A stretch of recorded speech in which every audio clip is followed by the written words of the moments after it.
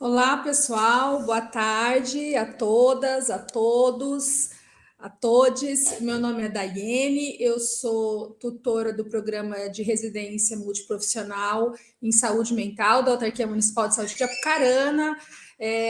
Nós desejamos a vocês as boas-vindas, né? O nosso último encontro do curso de extensão intitulado Controle Social no SUS e a Luta Antimanicomial, que foi organizado pelo curso de Psicologia da Universidade Federal do Tocantins, em parceria com o grupo de estudos e pesquisas sobre higienismo e eugenismo, do GEP da UEM, nos cursos de Psicologia da Universidade Estadual de Maringá e da Universidade Federal do Acre, e Programa de Residência Multi em Saúde Mental de Apucarana. Na data de hoje, nosso tema será Desafios na Construção da Rede de Atenção Psicossocial, com os nossos convidados, a Márcia Aurélia, dos Santos Pinto, que é psicóloga clínica, pesquisadora da Rede Unida, especialista em gestão do trabalho e educação na saúde pela Fiocruz, especialista em preceptoria no SUS pelo Instituto Sírio-Libanês, e que atua como chefe do Núcleo de Saúde Mental e faz parte da divisão de ações programáticas e estratégias do Departamento de Atenção Primária em Saúde do CESAC. Também teremos um momento com o Mário Seto, que é psicólogo, graduado pela Universidade Estadual de Maringá, especialista em psicologia clínica cognitivo-comportamental e neuropsicologia. É servidor público do Estado do Paraná, foi chefe da Atenção Primária à Saúde da 17ª Regional de Saúde de Londrina e atualmente é coordenador de saúde mental da 15ª Regional de Saúde de Maringá.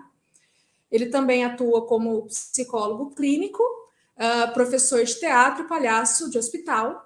E teremos ainda a presença do Kleber Félix Bezerra Silva, que é psicólogo, bacharel em psicologia pela Faculdade Uniceu, em Brasília, pós-graduado em saúde da família e comunidade pela Universidade Luterana de Palmas e Fundação Escola de Saúde Pública de Palmas, no Tocantins, com formação em práticas integrativas, complementares em saúde, auriculoterapia, aromaterapia, terapia Reiki Usui, nível 1. Atualmente ele é psicólogo da saúde na UBS Dr. Quincas, no município de Tocantins, e de 2019 a 2021 atuou como psicólogo residente na UBS 1004 Sul, Albertino Santos, e UBS 1103 Sul, Sátilo Alves, em Palmas, no Tocantins. E é por conta dessas experiências, né, em atuação na rede estadual de saúde municipal, então, que a gente tem a grata satisfação de receber esses 3 convidados hoje para o encerramento do nosso evento. Antes de passar a palavra aos convidados, eu gostaria de esclarecer que mais para o final do evento será disponibilizado no chat um formulário de avaliação. Esse formulário será considerado como lista de presença para fins de certificação. Também gostaria de dizer que a gente deixou os últimos 30 minutos para o debate, posteriormente à exposição dos convidados, mas que vocês podem ir registrando as questões ou os comentários e apontamentos pelo chat, escrevendo a palavra pergunta para melhor identificação. Na data de hoje, encerraremos o evento às 15h45, em razão do fechamento do curso de extensão, que será proferido pela professora doutora Maria Lúcia Boarini, que é a coordenadora do GEP, professora do curso de pós-graduação em Psicologia da Universidade Estadual de Maringá. Alerto que cada convidado terá o tempo de 20 minutos para a exposição das suas considerações e que eu vou avisá-los assim que faltar 5 minutinhos finais. Tá bom? Com bastante satisfação, a gente inicia o evento de hoje com a Márcia e, na sequência, o Mário e o Kleber. Tá bom? Muito bem-vindo, muito obrigado pelo aceite do convite e é com vocês aí, pessoal. Márcia, por gentileza.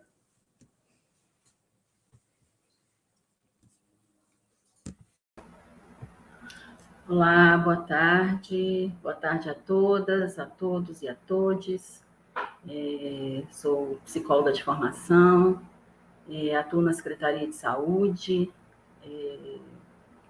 e venho de um departamento, né? Nossa Secretaria de Saúde fez um novo organograma e eu atuo dentro de um departamento de atenção primária, dentro da divisão de ações programáticas e estratégicas. Então, eu sou chefe do núcleo de saúde mental. A minha relação atualmente, depois da publicação desse organograma, é com os municípios e saúde mental na atenção primária. Mas nem sempre foi assim, então eu preciso resgatar um pouco da nossa história. Se puder colocar em modo slide, fica mais fácil de acompanhar. E aí pode passar, por favor.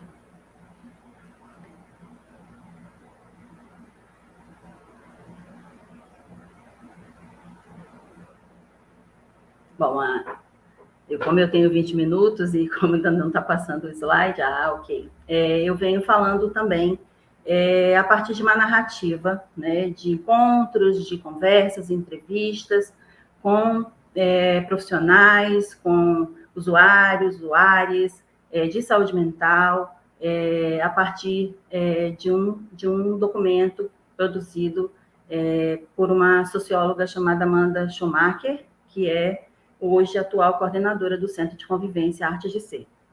Então, todas as construções que estão aqui pautadas, historicando um pouco esse movimento na saúde mental no Acre, é um pouco dessa narrativa, dessa entrevista também, com uma experiência minha dentro desse trabalho desde 2016.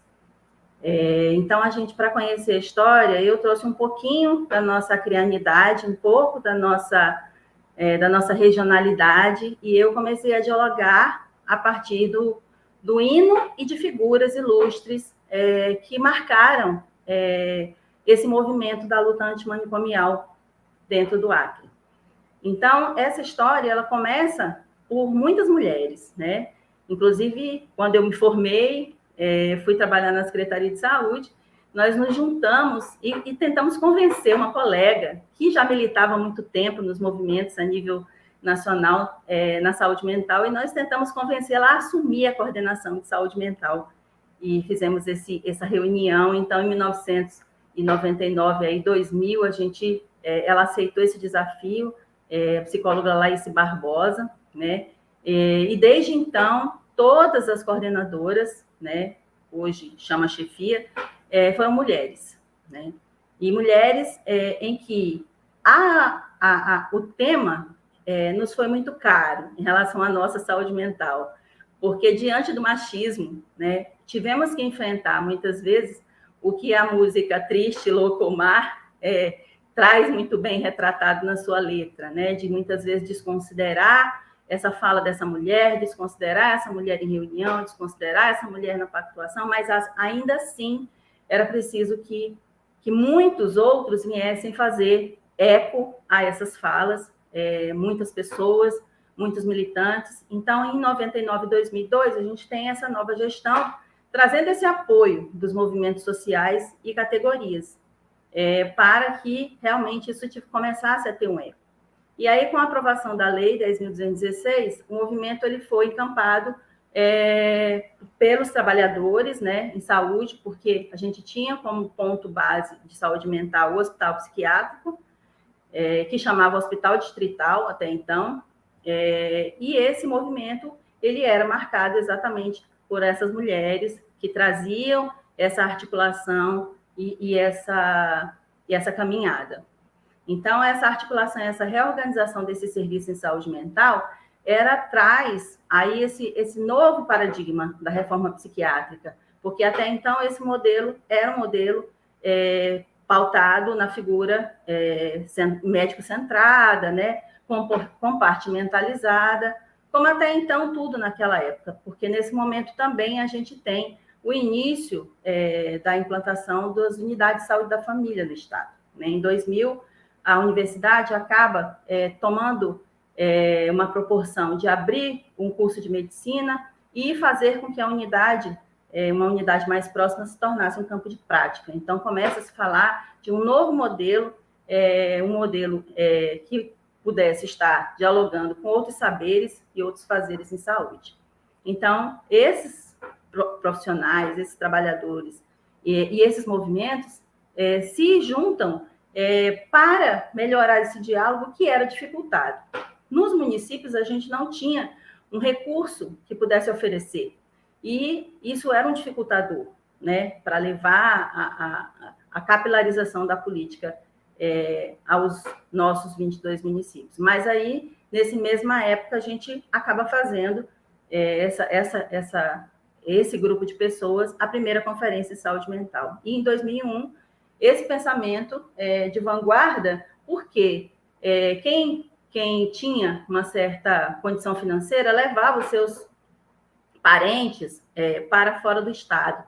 E o Lhé, essa figura que tem aqui retratada, que já falecida, é uma figura que ele traz a possibilidade de fazer uma associação de pessoas, né, que faziam tratamento no hospital psiquiátrico e outros profissionais que pudessem também fazer parte desse movimento. O que ele fazia? Ele levava o cupuaçu, né, para o Rio de Janeiro, né, onde os parentes faziam tratamento, e lá eles produziam bombons, né, chocolate, vendiam.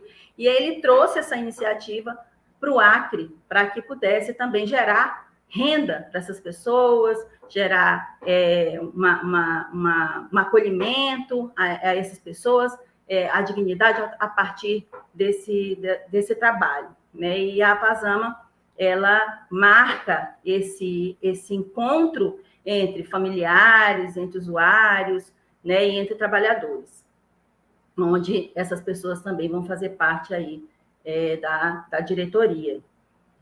Pode passar. Então, ele é uma figura muito cara para nós, porque no Acre ele traz a Associação de Empregadas Domésticas, a Apazama, ele faz o primeiro movimento, né, de criação de bairros, porque ele começa a suscitar nas comunidades dos bairros em que havia ali uma dificuldade de acesso a casas, então ele começa a fazer um movimento nos bairros para que esses bairros pudessem realmente se organizar enquanto bairros, enquanto comunidade. Então, ele é uma figura que ele vê a saúde mental realmente como ela deve ser vista, que precisa de garantia de direitos, não só do tratamento, mas garantia de renda, garantia de moradia, de saneamento básico, né, de emprego, de cultura, de lazer, né? Então, ele traz esse movimento para entender que para fazer com que esses profissionais pudessem compreender essa lógica do manicômio pessoal, do manicômio, do pensamento manicomial, né? De que dentro da instituição que se traria benefícios a essas pessoas, e não reconhecendo esse sujeito como sujeito e suas relações com o meio. Então, aí eu trago um pouquinho do nosso hino, que é um pouco o que acontece com o movimento de saúde mental no Acre, né? A gente, mesmo tendo todas as dificuldades, então é assim, sem recuar, sem cair, sem temer, né? Então, a gente continuava caminhando, haviam essas outras pessoas que iam tomando corpo, é como se fosse uma passeata mesmo, em que as pessoas vão chegando, vão incorporando, vão entendendo e vão fazendo eco a essa luta que ainda é muito grande. Então, de 2003 a 2006, esse novo grupo de pessoas traz, né, a instituição de ensino superior, traz outras instituições parceiras e também da gestão governamental, né? Pessoas que começam a compreender que era necessário que a gente mudasse essa lógica local centrada no modelo do hospital.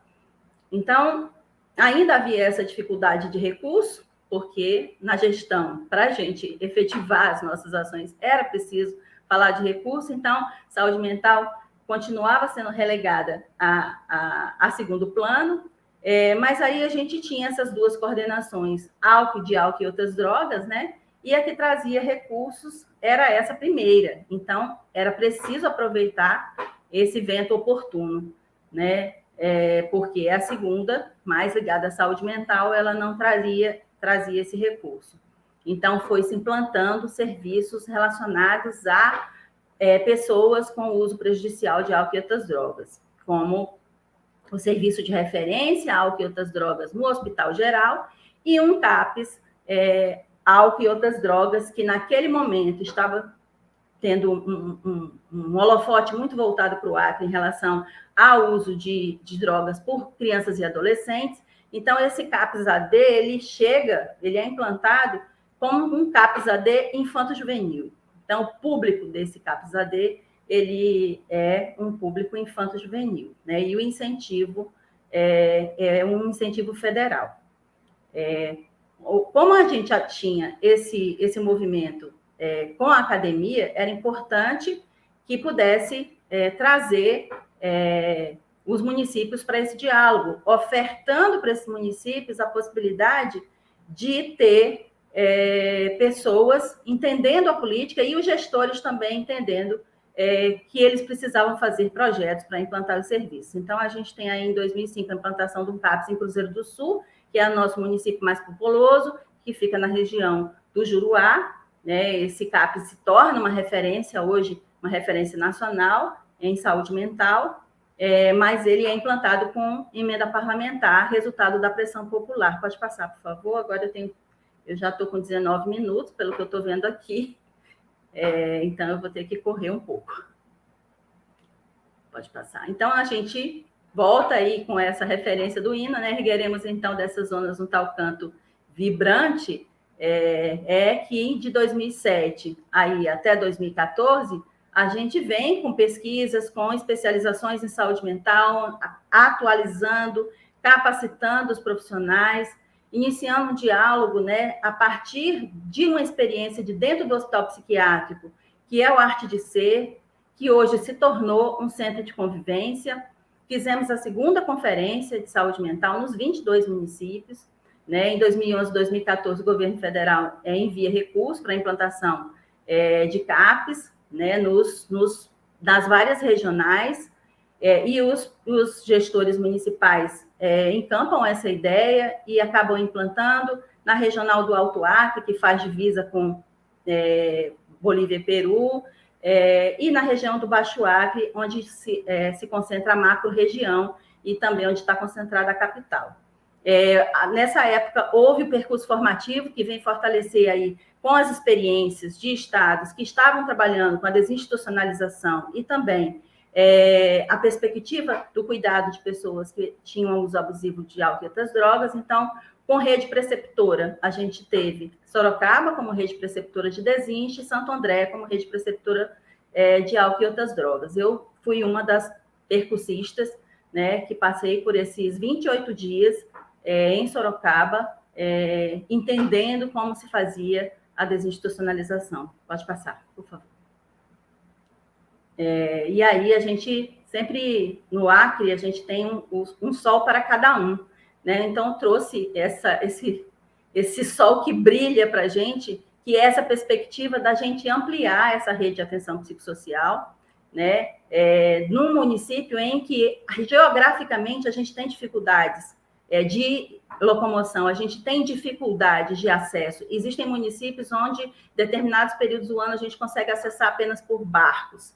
E em determinadas épocas do ano, nem o barco consegue chegar até esse município, então só através de um transporte aéreo muito caro e que só sai 2 vezes por semana esse avião para esses municípios. Então, entendendo esse estado como um estado, com uma geografia não muito favorável ao cuidado em rede, ao cuidado multidisciplinar, sabendo como é difícil colocar um profissional dentro de municípios em que tem uma condição mais difícil de vida.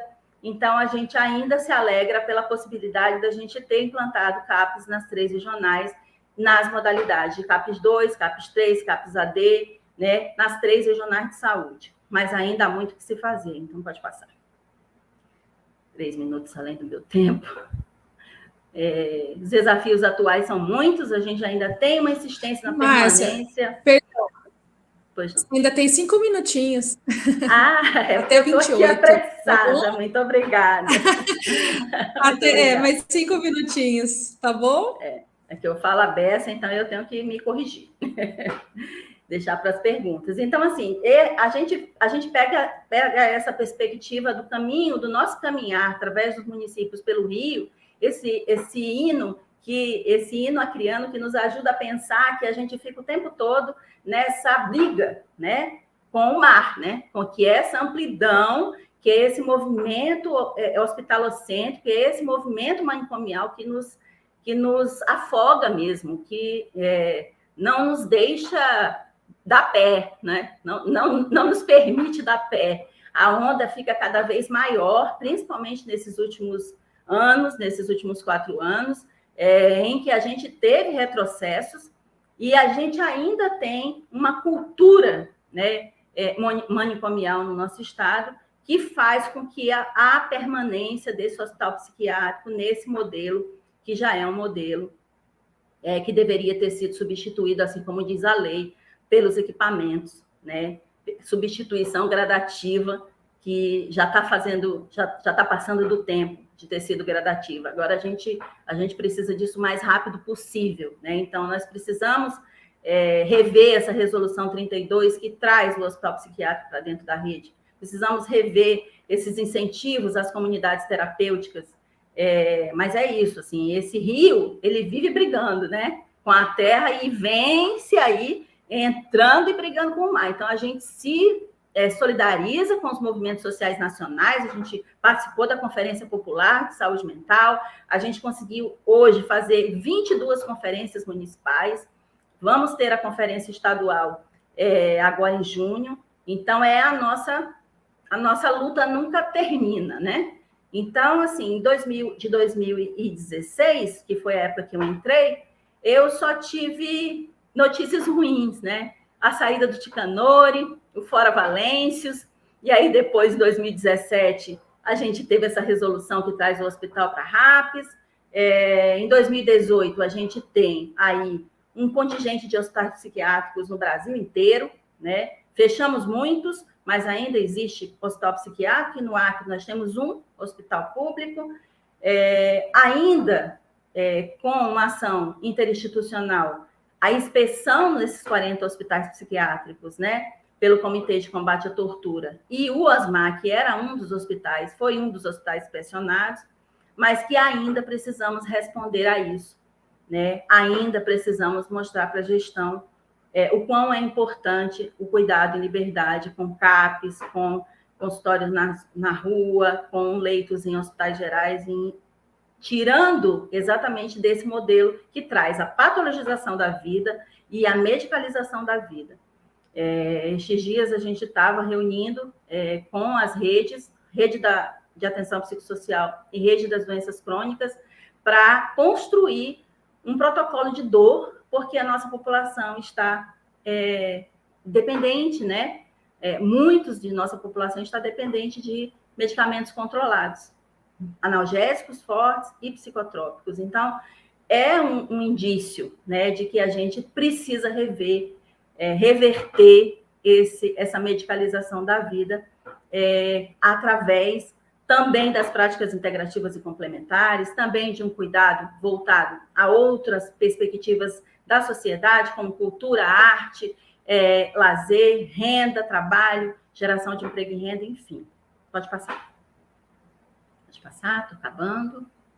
E aí a gente precisa mesmo disso, né? Essa é uma frase do nosso hino, que o nosso tesouro mais valioso. A gente, na pandemia, pôde perceber quanto a nossa liberdade era valiosa. Quando a gente não conseguia sair de casa, a gente não conseguia fazer as coisas simples que a gente fazia no dia a dia. Enquanto ainda há 15 pessoas dentro do nosso hospital psiquiátrico que não têm essa perspectiva, né?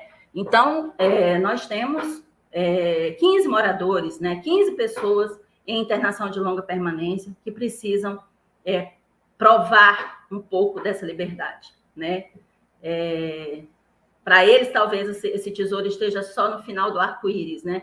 Ainda um mito, ainda uma simbologia. Mas a gente, enquanto trabalhador, enquanto familiar, a gente pensa nessa perspectiva de correr atrás desse tesouro. E a gente faz isso através desses movimentos mesmo, assim, de pensar nas propostas de, a cada lugar desse que a gente vem falar da importância do que é cuidar em liberdade, de quão importante é um CAPS, de que ele é o ordenador do cuidado, de que a atenção primária é a porta de entrada, de que muitos dos transtornos que são tratados dentro de um ambulatório especializado poderia ser cuidado na comunidade, na atenção primária, com as práticas integrativas e complementares, com o cuidado não médico-centrado, né? Então, o que a gente tem de desafio é isso, né? Pensar nessa pandemia que vai aumentar as nossas demandas, que tem aumentado o número de suicídios, pensar na saúde mental de crianças e adolescentes, porque nós ainda temos esse vazio assistencial no nosso Estado, pensar nessa negação que tem sido feita ao protagonismo do sujeito, essa negação do território desse sujeito. Nós temos populações indígenas e que a gente precisa dessa relação intercultural, nós precisamos desse diálogo com os povos tradicionais da floresta, nós precisamos aproveitar essa riqueza que a gente tem da nossa biodiversidade para o cuidado de saúde mental, respeitando a diversidade e as diferenças e as singularidades desses sujeitos desejantes, sujeitos com potências, sujeitos com uma cultura muito forte local e que a gente precisa de todos e todas e todos juntos. Pode passar. Já finalizei, né? Passei 2 minutinhos. Isso era o que a gente tinha em 2012, né? Que eram pontos que não se conectavam diretamente. A CT aqui como lugar de cuidado. Em vez de uns leitos de saúde mental, a gente tinha um serviço hospitalar de referência a álcool e outras drogas, o CAPS-AD, que era infanto-juvenil. Pode passar? Pode passar. E hoje nós temos ainda pouco, mas nós temos um CAPS-AD 3, né? Esse CAPS-AD não é mais infanto-juvenil, é também, né? E nós temos leitos cadastrados no Hospital de Urgência e Emergência, nós temos UPAs, tanto na Regional do Baixo Acre quanto na Regional de Juruá. Nós temos, infelizmente, ainda temos, né, o hospital como uma referência cultural no Estado, mas nós temos essas estratégias. Nós temos o Centro de Convivência, a Articê, nós temos a Cooperativa Ciranda Samaúma, que foi pensada pelos usuários do CAPS de Rio Branco, que é um CAPS que foi implantado em 2017. Nós temos os projetos dos CAPSIs, tanto na Regional do Juruá quanto em Rio Branco, projetos em CAPS em todos os municípios, projetos tramitando aí pelo SAIPS, que fechou, de serviços da RAPS, e dentro das conferências, muitas solicitações de equipamentos da Rede de Atenção Psicossocial. Pode passar. Então, assim, um pouco do que eu trouxe, que é um resgate histórico, que foi conversado, foi dialogado, os arquivos da área técnica. Infelizmente, os arquivos da conferência, nós não encontramos para fazer as nossas conferências atuais. Nós fizemos a 3ª conferência, mas em alguns municípios era como se fosse a 1ª conferência. Então, os arquivos, eles precisam ser mantidos por nós, né? A nossa memória, ela não pode ser perdida, porque a gente precisa saber de onde a gente partiu para a gente poder retomar. Trouxe um pouco da letra do hino aqui, quem são os autores, porque nosso Acre, ele foi formado, né? foi desbravado por nordestinos, então não poderia ser diferente. E um pouco dessa letra do Sérgio Souto, para fechar, também um autor acreano, para falar um pouco dessa nossa cultura, né, dos nossos indígenas, dos nossos municípios, e de quanto que a gente precisa pensar na nossa natureza, pensar na nossa biodiversidade, quanto que a gente precisa pensar na nossa amazoneidade, para que a gente construa uma saúde mental realmente que seja qualitativa para a população acreana. Esse é nosso e-mail, meu telefone de contato. Muito obrigada. Passei um pouquinho do tempo. Márcia, muito obrigada pelas suas contribuições tão vigorosas, tão inspiradoras. Foi uma satisfação te ouvir. Depois a gente abre a participação do pessoal para o debate também. Você vai ter a oportunidade de complementar alguma coisa que precise, tá bom? Obrigada. E agora a gente passa a palavra para o Mário. Bem-vindo, Mário. Obrigada. E está contigo. Perfeito. Então, boa tarde a todos e todas e todes. Eu vi que a Roselane está aí, o pessoal do CAPS ali de Maringá, a Andressa também. Então, obrigado pela presença, pelo apoio. Amanhã é dia da luta antimanicomial, né? E acho que o Kleber está ali também, aqui aparecendo. Opa! Então, perfeito. Então, amanhã é o dia da luta antimanicomial, mas todo dia é dia de luta, né? Todo dia é dia de luta. E o que eu vou falar aqui hoje é para a gente sair um pouco do sonho e entrar na realidade. e a gente buscar conectar as pessoas, tá? Eu vou trazer um pouco da experiência, da experiência que eu tenho dentro do SUS. Meu nome é Mário Seto, tá? Eu sou psicólogo clínico, sou coordenador regional de saúde mental, vice-presidente do Conselho Municipal de Álcool e Drogas aqui de Maringá, sou palhaço de hospital, sou marido da Karen, sou pai do Vitor, e quando eu era criança eu queria ser diretor de cinema, né? Igual o Steven Spielberg. E o que eu vou defender aqui hoje, mais uma vez, o que eu sempre falo é sair desse sonho e entrar na realidade e buscar conectar as pessoas. Para sair do sonho, a gente vai ter que ampliar a luta antimanicomial. Ampliar essa luta antimanicomial, conhecer as demandas territoriais, né? A gente, por exemplo, agora vai ter a CIR, tem o indicador 21, indicador de matriciamento. A gente não tem nenhum indicador de resultado, a gente só tem indicador de produção dentro da saúde mental. Entender os recursos financeiros, né? O CAPES precisa saber, né, para onde está indo a dotação orçamentária, o recurso, o incentivo que está sendo destinado. Então, muitos CAPs aqui na nossa região conseguiram reformar os CAPs porque eles têm conta própria. Então, mesmo que chegue no blocão lá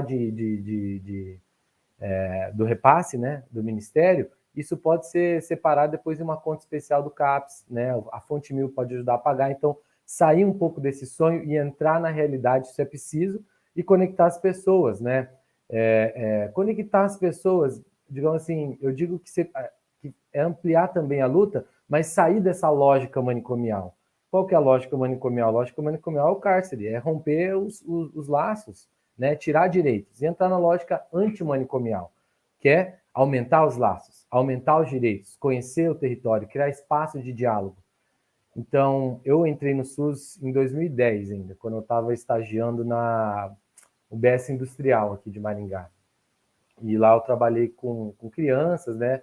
Eu era professor de teatro na época, né? Eu dava aula para a comunidade, dava aula para pessoas com necessidades especiais e era estudante de psicologia, né? Então estava estagiando lá, também era parada de hospital.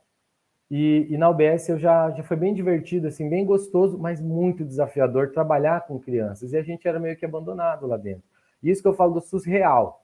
O SUS real, não o SUS que é ensinado na universidade. Até eu parabenizo porque esse é um momento diferente da minha formação, né? Então, quando a gente encontra o SUS real, a gente sabe a diferença que ele tem porque é ensinado dentro das universidades. Então, isso é importante, né? E eu parabenizo aqui a professora Juliana, né, todo mundo envolvido aqui com esse evento, a Maria Lúcia, né, que é uma guerreira aqui da nossa região. Então, assim, essa aproximação é essencial, e isso tem a ver com a gente cair na realidade, isso tem a ver com a gente criar conexão. Então, em 2010 eu estava lá na UBS, em 2011, então eu escrevi um projeto junto com a Silvana, que é assistente, que agora acho que ela já se aposentou, mas era assistente social ali da unidade de psicologia aplicada da UEM. E eu fui trabalhar dentro do CAPS de Sarandi, né, uma cidade bem próxima aqui, que tem alguns problemas, né? Fiquei 9 meses num projeto chamado Todos Somos Iguais, né, do Ministério da Saúde, remunerado, e 1 ano como voluntário. Nesse projeto eu trabalhava como professor de teatro para esquizofrênicos, né, mas na verdade era toda a população do CAPS que ia. A gente chegou, né, a fazer várias atividades, a gente ensaiava dentro da Casa de Cultura, que é na praça no centro da cidade. E um dia eu lembro que eu fiz um jogo que no teatro chama Jogo dos 7 anos. Então coloquei uma cadeira no meio da sala e falei para os pacientes de CAPS fazerem uma fala sobre os 7 anos de idade deles, né? E eram falas muito tristes, apesar de muitos serem muito, muito bonitas algumas, né? Mas, por exemplo, assim, eu lembro de uma senhora que ela falava assim que ela não teve infância, né? Ela falou: Mário, eu não tive infância, então eu vou contar mais ou menos como que foi, né? Quando eu tinha 7 anos, eu tinha que trabalhar na roça, minha mãe e meu pai não deixavam eu brincar, eu tinha que trabalhar de segunda a sábado, e domingo a gente não precisava trabalhar. E quando eu podia me esconder no milharal, eu entrava no meio do milharal, pegava uma espiga de milho e fazia de boneca. Então, assim, essas histórias, a gente ouviu o outro, a gente montou uma peça que, na verdade, é um conto de fadas, né? É a Branca de Neve. Foi muito divertido, porque, na verdade, eu pensei em montar isso, porque a partir dessa brincadeira eu vi que a gente podia ter um momento de infância para treinar a habilidade social. Então, foi muito divertido, né? As dinâmicas, eu criei uma série de dinâmicas, né? Faz 11 anos atrás, mas eu criei uma série de dinâmicas. Eu trabalhava no teatro em escolas também, fui curador de Cinesesc aqui em Maringá. E quando eu via ele, sabe, quando eu ficava pensando quanto que a sociedade não roubou a infância deles. E o quanto que isso tem a ver com a luta, né? O quanto que isso tem a ver com a gente dar um espaço, a gente dar mais direitos para as pessoas, né? Enfim, tem várias histórias tristes aí também, mas resumindo, eu fiz uma filmagem, né? E eu mostrei para eles, né? Eles falando sobre o teatro e tal, foi muito legal. E eu acho que é isso, sabe? Conectar pessoas, habilidade social, amor, afeto, a verdade, né? Não ir no CAPS para renovar receita, não ir no CAPS para só atendimento psicológico, ir no CAPS para atenção psicossocial. Então, em 2016, assim, vamos dar um pulo assim na história por causa do tempo, né? Vocês me avisam quando tiver 5 minutos que eu quero mostrar foto, tá? Eu trouxe uma par de foto aqui para mostrar para o pessoal, tá?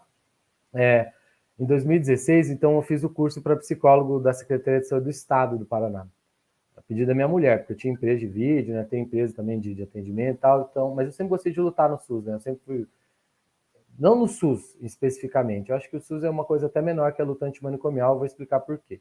Mas eu acho que lutar por uma sociedade melhor, né? Para ter um lugar para o meu filho andar, todo mundo ganha quando a luta antimanicomial ganha, né? E a luta antimanicomial tem que sair um pouco do SUS. Então, em 2016 eu entrei no Estado, né? Eu fiz o concurso, passei em primeiro lá. Em 2017 eu estava lá em Londrina, na 17ª Regional de Londrina, eu trabalhei com 12 CAPs lá, né? Pra vocês terem noção, são 12 CAPs em 21 cidades, tem 12 CAPs, só que só 6 tem CAPs. Porque 3 estão em Rolândia, 3 em Londrina e 2 em Biporã. Então faz com que tenham só dos 21 municípios, apenas 6 tem CAPs, então 15 não tem CAPs. Então essa é uma coisa que eu já vi muito professor que acha que tem CAPs em toda a cidade. Não tem. Tá? E os CAPs precisam de ajuda, né? Precisam entender melhor também, então, não só tecnicamente, mas ter uma clareza também de qual é o público. Né? E aqui na Regional de Maringá, por exemplo, são 30 cidades, são 12 CAPs também, mas distribuído em 9 municípios. Então, são 21 sem CAPs. Então, e isso daí me faz pensar que a gente precisa ampliar a luta antimanicomial, né? E ampliar a lógica antimanicomial para tudo, né? Então, eu venho falar desse SUS real, né, dessa questão de eu ter entrado lá, e eu entrei, fiz muitas atividades, eu vou mostrar lá, eu comecei trazendo pacientes, então eu juntei CAPS-I, CAPS-AD, CAPS adulto para fazer atividades, fiz um monte de coisa que eu achei que o Estado atuava, assim, como se fosse o município, que ele atuava mesmo, né, só que na lei do SUS no 8080, se você olhar, no artigo 17 ele vai trazer a responsabilidade do município, que é a execução, e no 18 ele vai trazer do Estado, né, onde eu entrei, que era fiscalização, controle, tudo isso, né, a parte chata da história. E eu fui me adequar a isso, e para isso a gente trabalhou muito forte na capacitação e nas reuniões mensais. A gente tinha um grupo que chamava Insanidades, que era um grupo de coordenações de CAPs, e a gente fez o vídeo aí que está mostrando que Não Somos Descartáveis. Um vídeo da luta antimanicomial, um vídeo com pacientes, né? Só pacientes falando. Então eu entrevisto os pacientes, mas não aparece minha voz nem nada. Eu faço um recorte só para aparecerem eles, né? A gente já tinha feito outro vídeo sobre o que é saúde mental, só dos funcionários dos CAPs contando, né? Como que era isso. Tá ali no chat, tá? E é com pacientes que foram internados diversas vezes. Acho que o que foi internado menos vezes foi 5 vezes, mas tem gente que foi internado 17 vezes e o CAPS ajudou essas pessoas, né? E o nome do vídeo era Não Somos Descartáveis, por uma música dos Racionais MCs, que eu gosto muito, né, de rap. E é uma música dos Racionais MCs, o Diário de um Detento, né? Eu até abro um parênteses, sim, para pensar o quanto nossas escolas e universidades parecem cadeias, né? O quanto é torturante ir, a gente tem que ir obrigado, fica sentado em fileira e por aí vai, né? Mas enfim, voltando, essa música diz que o ser humano é descartável no Brasil. Como mods usado, bombril, cadeia, olha o que o sistema não quis, esconde o que a novela não diz. E é isso, a luta antimanicomial é isso, a gente está dando direito para essas pessoas, a gente quer aumentar o diálogo, a gente quer diminuir a exclusão, a gente quer quebrar padrões de existência e abrir para novas formas de existência que estão sendo excluídas, né? Seja no hospital psiquiátrico, na cadeia, na rua, né? Mas a gente está lutando pela ampliação, né, desses vínculos e pela luta dos direitos. Então, eu acho que assim esse desafio de conectar as pessoas, esse desafio de cair na realidade, parte do princípio da gente entender que os advogados, os administradores, os contadores têm que fazer parte da saúde. A saúde tem que entender que existe uma verba vindo para ela. Tem município que 33% da verba destinada vem da saúde. E daí o pessoal, a gente fez um evento de autismo, aí falaram assim para mim, nossa, Mário, mas isso daí que essa ONG que você trouxe faz, acho que no SUS não vai ter. Eu falei, você sabe quanto de dinheiro que você pagou de imposto esse ano já? Né? Aqui, só o imposto federal, a gente pagou 1 trilhão já esse ano. Você acha mesmo que não tem dinheiro para a gente melhorar o atendimento no SUS? Então, eu acho que a gente tem que entender que a gente precisa ampliar. Tem um CAPS aqui na nossa região que quem administra é uma administradora. E ela faz a licitação, não falta nada, é um CAPS muito bem estruturado e ela tá desde o início do CAPS, assim, né?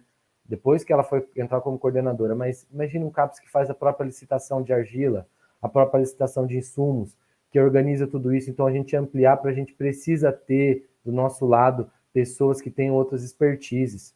Do mesmo jeito que não dá para confiar só em medicação e psicoterapia para resolver a saúde mental. Então, o coordenador do CAPS tem que entender um pouco de recurso, ele tem que entender de dotação orçamentária, minimamente ele tem que ter uma conexão com a questão do financeiro. Então, essas reuniões que a gente percebe, a gente faz levantamento de um CAPS ensinando o outro. Não sou eu aqui que entendo mais de CAPS aqui na região, tá? Eu faço reunião, eu tenho a Célia, né, Monize, Patrícia, coordenadoras de CAPS que estão aí há mais de 10 anos coordenando CAPS. Então, a gente se apoia nas pessoas, a gente faz reuniões para encontrar e as pessoas poderem falar. E não verticalizar só o conhecimento. Eu sou do Estado, eu trago algo. Lógico que eu tenho algumas expertises e algumas coisas para trazer, mas não basta a gente ficar só em nós, do mesmo jeito que não basta a luta ficar só na saúde. Não basta a gente ficar só no CAPS, só no SUS. Né? A gente vai precisar... Dentro do SUS não adianta só o CAPS, precisa de UBS, até o Hospital Geral. Então aqui a gente tem leito no Hospital Geral, tem equipe multiprofissional de atenção especializada, então não adianta só pensar que a luta antimanicomial é CAPS. Não, a luta antimanicomial é tudo. É a gente ter a atenção à saúde, porque senão, se você centraliza no CAPS, aí fica tudo no CAPS. E a UBS não cuida. Né? Então, assim, é bem complicado isso. Então, a UBS precisa cuidar, o Hospital Geral precisa cuidar, senão alguém vai trabalhar, vai acabar lá na internação e reinternações. Então, a gente precisa sair desse mundo dos sonhos, né? E entender essa lógica da exclusão, do silenciamento, da cisão que o manicômio traz. Que essa lógica manicomial, ela não está só dentro do hospital especializado em psiquiatria, ela está dentro de um exercício do jeito que é organizado o nosso serviço de saúde, que o Humanizar SUS está sendo apagado, que a gente tem que resgatar, falar de novo de acolhimento, escuta e vínculo. E isso daí é o SUS real. As pessoas elas não querem mais saber de saúde mental, é um pouco triste, né? Então o caminho é bem longo, acho que eu tenho bastante coisa para falar. Eu vou mostrar aqui as fotos aqui, acho que... Peraí, vou dividir, porque eu não sei quanto tempo foi, acho que deve ter ido um bom tempo, eu não vi o aviso de 5 minutos, eu não sei quanto tempo eu tenho, mas imagino que deve estar... Não, 6 minutos, Mário. Perfeito, então foi ótimo, foi o melhor momento, acho que deu certinho, às vezes eu esqueci alguma coisa, né? Aí que eu tive que pegar várias fotos, então assim, eu estou numa rotina meio forte, intensa. Essa apresentação que eu fiz para vocês, eu escrevi agora, sentado com a promotora do Ministério Público, enquanto eu respondi outras coisas, foi falando de UBS, eu falei, doutora, eu vou só pegar uma folha aqui e escrevi o que eu ia apresentar agora para vocês. E essas fotos agora é um compilado também de coisas que eu já apresentei, deletei, eu só deixei as fotos para falar. Eu acho que é muito importante esses momentos, tento não perdê-los. Tenho uma apresentação amanhã, vou fazer de novo, tenho mais 3 pacientes na clínica particular, mas eu faço isso mais por essa questão do trabalho. Para vocês lembrarem de mim, eu trago esse armário aqui, é só para vocês lembrarem, né, de uma questão mnemônica mesmo. Então, a memória tem muito a ver com as emoções. E é muito legal esse resgate. Em casa, eu tenho um filho de 5 anos, a gente fez um álbum de fotografia esses dias, né?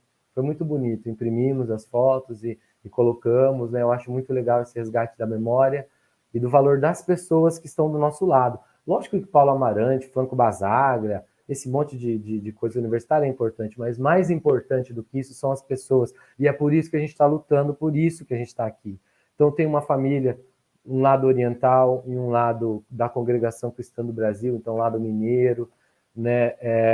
Fui professor de teatro, fiz várias apresentações, fui para Minas, fui para Santa Catarina, fiz Lei Rouanet, né, também, o Mercador de Veneza, né, aqui Friedrich Durman, Teatro do Absurdo, aqui é uma adaptação do Mendigo Sexta-feira, né, esqueci o nome daquele, é um autor, assim, é uma adaptação, né, não é uma peça, mas a gente adaptou, então a gente se vestiu de mendigo, a gente chegava antes e ficava vestido de mendigo, sabe o que uma pessoa olhar para você e achar que você não é nada? A gente chega meia hora, 1 hora antes, às vezes de noite, eu sou esse aqui do meio, né, Aí, às vezes de noite, eu já recebi R$10 de gorjeta, foi um dia bem legal. Então, assim, as pessoas da rua também têm os seus prazeres, mas é um desgosto muito grande.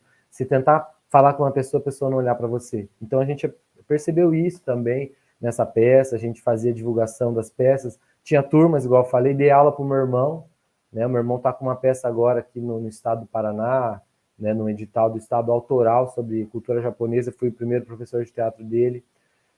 Trabalhei em teatro do Maris com crianças, né? Fui para de hospital, né? Formei turmas e também fui além do hospital para a comunidade. Fui para o interior também. Isso aqui é numa comunidade de Foz do Iguaçu, no interior, com crianças que tinham problema de adequação na escola, né? Por isso que eu faço essa crítica à escola. A escola tinha que ser mais atraente, o professor assumiu o papel, né? O professor não é psicólogo, é professor, né? A escola não tem que terceirizar para um especialista, do mesmo jeito que a mãe não tem que terceirizar para a escola, assim por diante, enfim. Fui criador de Cinesesc, fiz vídeo, fiz curta-metragem, participei da professora Silvia Amara, foi minha orientadora também no meu projeto de iniciação científica sobre existencialismo, trabalhamos com filmes, e aí eu cheguei no CAPS, aí entra na história que eu falei para vocês. Estamos aqui na Casa de Cultura, eu trabalhando com os pacientes de CAPS aqui, também a gente fazia festa, eu ensinava eles a dançar, forró, muita coisa gostosa, assim, sabe? Fui controlador interno, telefonista, palhaço de festa, Papai Noel de perna de pau, né? Esse aqui era quando eu era controlador interno ali de Sarandi, né? Do município ali na Câmara. Esse aqui é meu filho, né? O Vitor, né? Você vê que eu mudei, né? Tô mudando o visual, enfim, tô com a cara mais limpa, mas faz parte, né? Aqui sou eu, quando eu virei coordenador de saúde mental, eu unindo, tem crianças, jovens, adictos, eu aqui no canto fazendo oficina, né? E aqui é o trabalho burocrático. Olha a cara das diretoras, elas odeiam essas capacitações. Às vezes a gente não percebe, a gente mostra uma caralhada de slide, o pessoal odeia isso, a gente precisa chegar mais no SUS real, sair um pouco da robotização e voltar a se humanizar. Né? Então, assim, a gente tinha esse trabalho de Insanidades do Loucos pela Vida, são só pacientes de CAPS que apresentaram para os gestores as atividades deles, né? Capacitação também de CRAS e CREAS, a gente tem essa dificuldade na assistência social. Eu faço essa crítica, assim, há muito tempo eu venho tentando entender o que o psicólogo da assistência social faz. Se é um trabalho burocrático, o que é? Porque muitas vezes ele manda atendimento para a saúde. Será que a assistência social não podia fazer algum tipo de atendimento? Tem um município que eu cheguei que tinha 9 psicólogos dentro da assistência social e 1 na saúde. Ou seja, 9 encaminhando para 1. A gente tem que questionar isso, sabe? Será que a luta antimanicomial vai sobreviver só dentro do SUS? A gente foi falar com a polícia também, falar sobre contenção, educadores também com professores. 2018 também, esse aqui era o grupo, né? Não sei como voltar aqui, tá? Fizemos capacitação de tentativa de abordagem ao suicídio com o pessoal de São Paulo também. Né, várias capacitações do cérebro, aqui era do Setembro Amarelo, uma capacitação que eu faço da visão do cérebro em relação à saúde mental. Também várias capacitações, Zé cuidando do cérebro, né? Então, em 2018 a gente estava fazendo, isso aqui é Ibiporã, teatro incrível, Ana, nossa, um monte de gente lá que eu trabalhei legal de Ibiporã, tem uma dívida enorme, assim, as pessoas me apoiaram muito, a gente fez o primeiro encontro dos trabalhadores dos CAPs, a gente vai fazer outro encontro em que a gente tinha 1h30 de intervalo só para as pessoas conversarem, só para as pessoas se conectarem, tá? E a gente fez aquele vídeo que eu falei que é saúde mental, com profissionais de CAPs, explicando o que é saúde mental. Eram 3 perguntas que eu fazia. O vídeo ficou com meia hora, com vários profissionais, mas cada entrevista, assim como outro, tinha às vezes meia hora, 40 minutos. Mas as 3 perguntas que eu fazia, o que é saúde mental para você? Como é trabalhar no CAPS? E me conte uma experiência exitosa do CAPS. Né? Então, a gente teve esse vídeo, né? Esse encontro. A gente fez o encontro para passar o vídeo para eles, né? Eles aqui são todos trabalhadores de CAPS, enfim. e aqui também uma peça de teatro de trabalhadoras de CAPS e trabalhadoras de UBS falando sobre câncer de mama. Então a gente tem essa união também, né? Aqui é o grupo de Insanidades, aqui é a Maria Lúcia Lopes, tem várias Maria Lúcia na minha vida, essa foi a Maria Lúcia Lopes.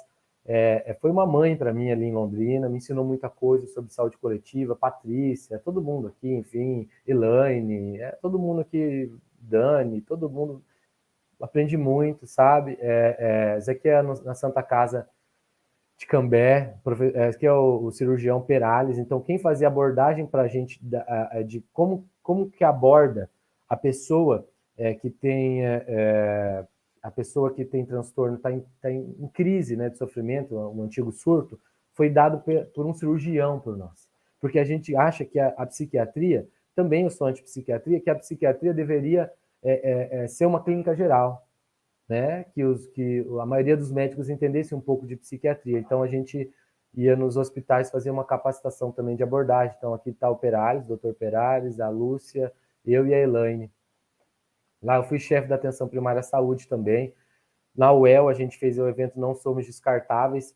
Colocamos o tema Não Somos Descartáveis em todos os CAPs e exibimos e fizemos uma discussão desse vídeo com os alunos, professores e funcionários de CAPs, e não tinha lugar, o pessoal estava sentado no chão, porque nos deram uma sala para 100 pessoas e a gente trouxe 200. Então, a gente tenta trazer esse movimento mesmo de conectar. A coordenadora do curso de psicologia estava sentada no chão, enfim. Os CAPs trouxeram os alimentos, a gente não foi atrás de patrocínio, foi tudo montado no CAPs, só por CAPs, né? E a gente fazia os cafés insanos, o Altieres veio aqui com o CRP também, né? Esse é o vídeo Não Somos Descartáveis, com pacientes de CAPs, né? Aqui atrás eu tenho esse quadrinho que eu enquadrei, é o Prêmio Nova Saúde Paraná, que eu ganhei por causa desses vídeos, né? Esse vídeo com os pacientes. Em 2019 eu ganhei o Prêmio Nova Saúde Paraná.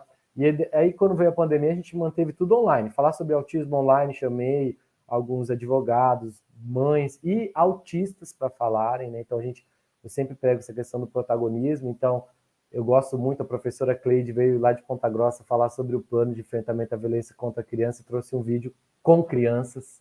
Então, essa riqueza desse protagonismo real, né? Intersetorialidade, a gente fala, então, né, a professora Renata, a Cleide, né, enfim, aí a gente voltou para o presencial, né, fazendo reuniões agora, a gente, né, está trabalhando com os municípios também, com a universidade também, esse aqui é a UEM, falando sobre os fluxos, explicando, um curso em parceria com a Escola de Saúde Pública do Paraná. Esse foi o último evento que a gente fez, é Autismo e Saúde Pública junto com a universidade, então a gente fez um evento, né, grande. E aqui, esse cara aqui é fantástico, ele é a mãe dele, é o Antônio, doutor Antônio, e a mãe dele é Lilian Ferreira, essa daqui, ó. Ele é um autista, que é formado em Direito e passou na OAB advogado, e ele que ensinou para a gente as leis do autismo para a rede. Então foi muito, assim, uma riqueza muito grande essa questão. A gente traz também a linha de cuidado em saúde mental, aí, né, também a Carol do CISA Musep, ajuda, a Carol Capristo, ajuda muito, todo mundo, tem bastante gente, aqui são os médicos participaram fortemente, a gente fez a capacitação de 2 psicólogos, tinha vários médicos aprendendo com psicólogos, então a gente trabalha com matriciamento real, o que dá para ser feito, né, então, e é isso, eu teria muito mais foto, muito mais coisa, acho que agora eu passei bem do tempo, desculpa, termino com agradecimento e com um lembrete de que nós não somos objetos de estudo, nós somos sujeitos de direitos, e isso é a luta antimanicomial. Ser um sujeito de direito, lutar pelo direito dos outros, e não só fazer um estudo, ir no CAPS para fazer um estudo e sumir, nunca mais aparecer, né? Aqui está o meu contato, tá? Aqui o número do meu celular, e esse é o meu Instagram, tá? E é isso, eu acho que todo dia é dia de luta. Eu queria ser diretor de cinema, tipo Steven Spielberg, e fiz um vídeo excelente com pacientes de CAPS, e assim, é um orgulho que eu tenho na minha vida. Então, eu devo muito a essa rede de atenção psicossocial, ao qual eu venho há 11 anos, assim, entendendo, batendo, dando murro em ponta de faca, tenho muitas histórias, já participei de operação do GAECO em hospital psiquiátrico, já encontrei coisas terríveis, faço parte de comissões de revisores de internações involuntárias. Então, assim, eu acho que a gente tem que sempre, quando a gente fala com a universidade, lembrar a universidade de respeitar o SUS real. O SUS de verdade, o SUS que acontece, o SUS que precisa das outras políticas públicas, o SUS que precisa da escola, o SUS que precisa do CRAS, do CREAS, o SUS que precisa do controle social, do COMAD, do Conselho, do CMDCA, né, do SUS que precisa de parceria com empresa, com igreja. Esse é o SUS real. Não vai ser um CAPS que vai salvar a saúde mental, né? A luta antimanicomial precisa ser ampliada e a gente precisa entender que quando a luta ganha, todo mundo ganha, porque é menos estresse, é menos depressão, é menos ansiedade, é mais paz, é menos pessoas na rua, né? Ou que se estiver na rua, que elas estivessem pelo menos recebendo alguma forma de atenção, tá? Então, obrigado pelo espaço, agradecer a professora Ju, todo mundo aí, tá? E é isso, tá? Muito obrigado. Tá bom, Mário, muito obrigada pelas suas contribuições também. E aí dou boas-vindas agora à fala do Kleber. Obrigada, Mário. Kleber? Ok. Olá, gente, boa tarde, né? É um prazer enorme estar aí com dois profissionais aí que vocês perceberam que fazem realmente a saúde mental dar um movimento, né? E em tempos de desmonte da saúde mental, a gente tem que pensar realmente, né, em um trabalho conjunto, né? Que a saúde mental, como o próprio Mário falou, a saúde mental não está a saúde mental não está só nos CAPs, né? Ou não só está nos atendimentos ambulatoriais, né? Está em todos os setores, né? Precisamos dessa articulação intersetorial, né? E eu vim trazer a minha experiência, né? Eu sou formado em Brasília, né? Tenho também até a realidade de Brasília, né? Mas não trabalhei na saúde mental. Lá tinha várias ONGs também, mas eu não pude acompanhar firmemente. Mas lá é um berço, realmente, de um cuidado de saúde mental integrada, né? Isso que me chamou muito a atenção, né, na minha formação, apesar de ter ido mais com o eixo da saúde. E aí eu vim para cá, para Tocantins, né? Então, assim, eu vejo aqui a realidade do Tocantins é bem diferente da realidade de Brasília, apesar, né, de ter as suas diferenças e ter as suas particulares, as suas similaridades, né? E em 2019 eu vim para o Tocantins para a questão da residência multi, né? Que eu fiz a formação e atuei aqui no Tocantins na região do CRAO 1, que é a região dos dois centros de saúde, da 1103 Sul e da 1004 Sul, que são regiões são regiões com muita população adscrita. Então, assim, a minha experiência com psicologia dentro da UBS, né, no caso. Então, a gente não deixa de falar de saúde mental dentro da unidade básica de saúde, né? Promover um espaço integrado, né? Então, integrar o cuidado do usuário do SUS, né? Ah, Kleber, mas vai falar de Palmas? Vou falar de Palmas e também da realidade que eu estou atualmente só um mês, ainda um pouco de tempo, mas é uma realidade muito, muito interessante de estar se falando, né? Vou começar primeiro com a experiência de Palmas, que eu fiquei durante um bom tempo, então deu para conhecer um pouco da realidade da população adstrita, né? Eu vejo que os dois centros de saúde, cada um, por mais que fosse do mesmo território, tinham particularidades, né? Enquanto um tinha uma menor população SUS-dependente, né, na procura do serviço de saúde mental, o outro, ele era muita população, uma população muito grande, e a população um pouco mais SUS-dependente, né? E, então, assim, a gente via uma grande necessidade.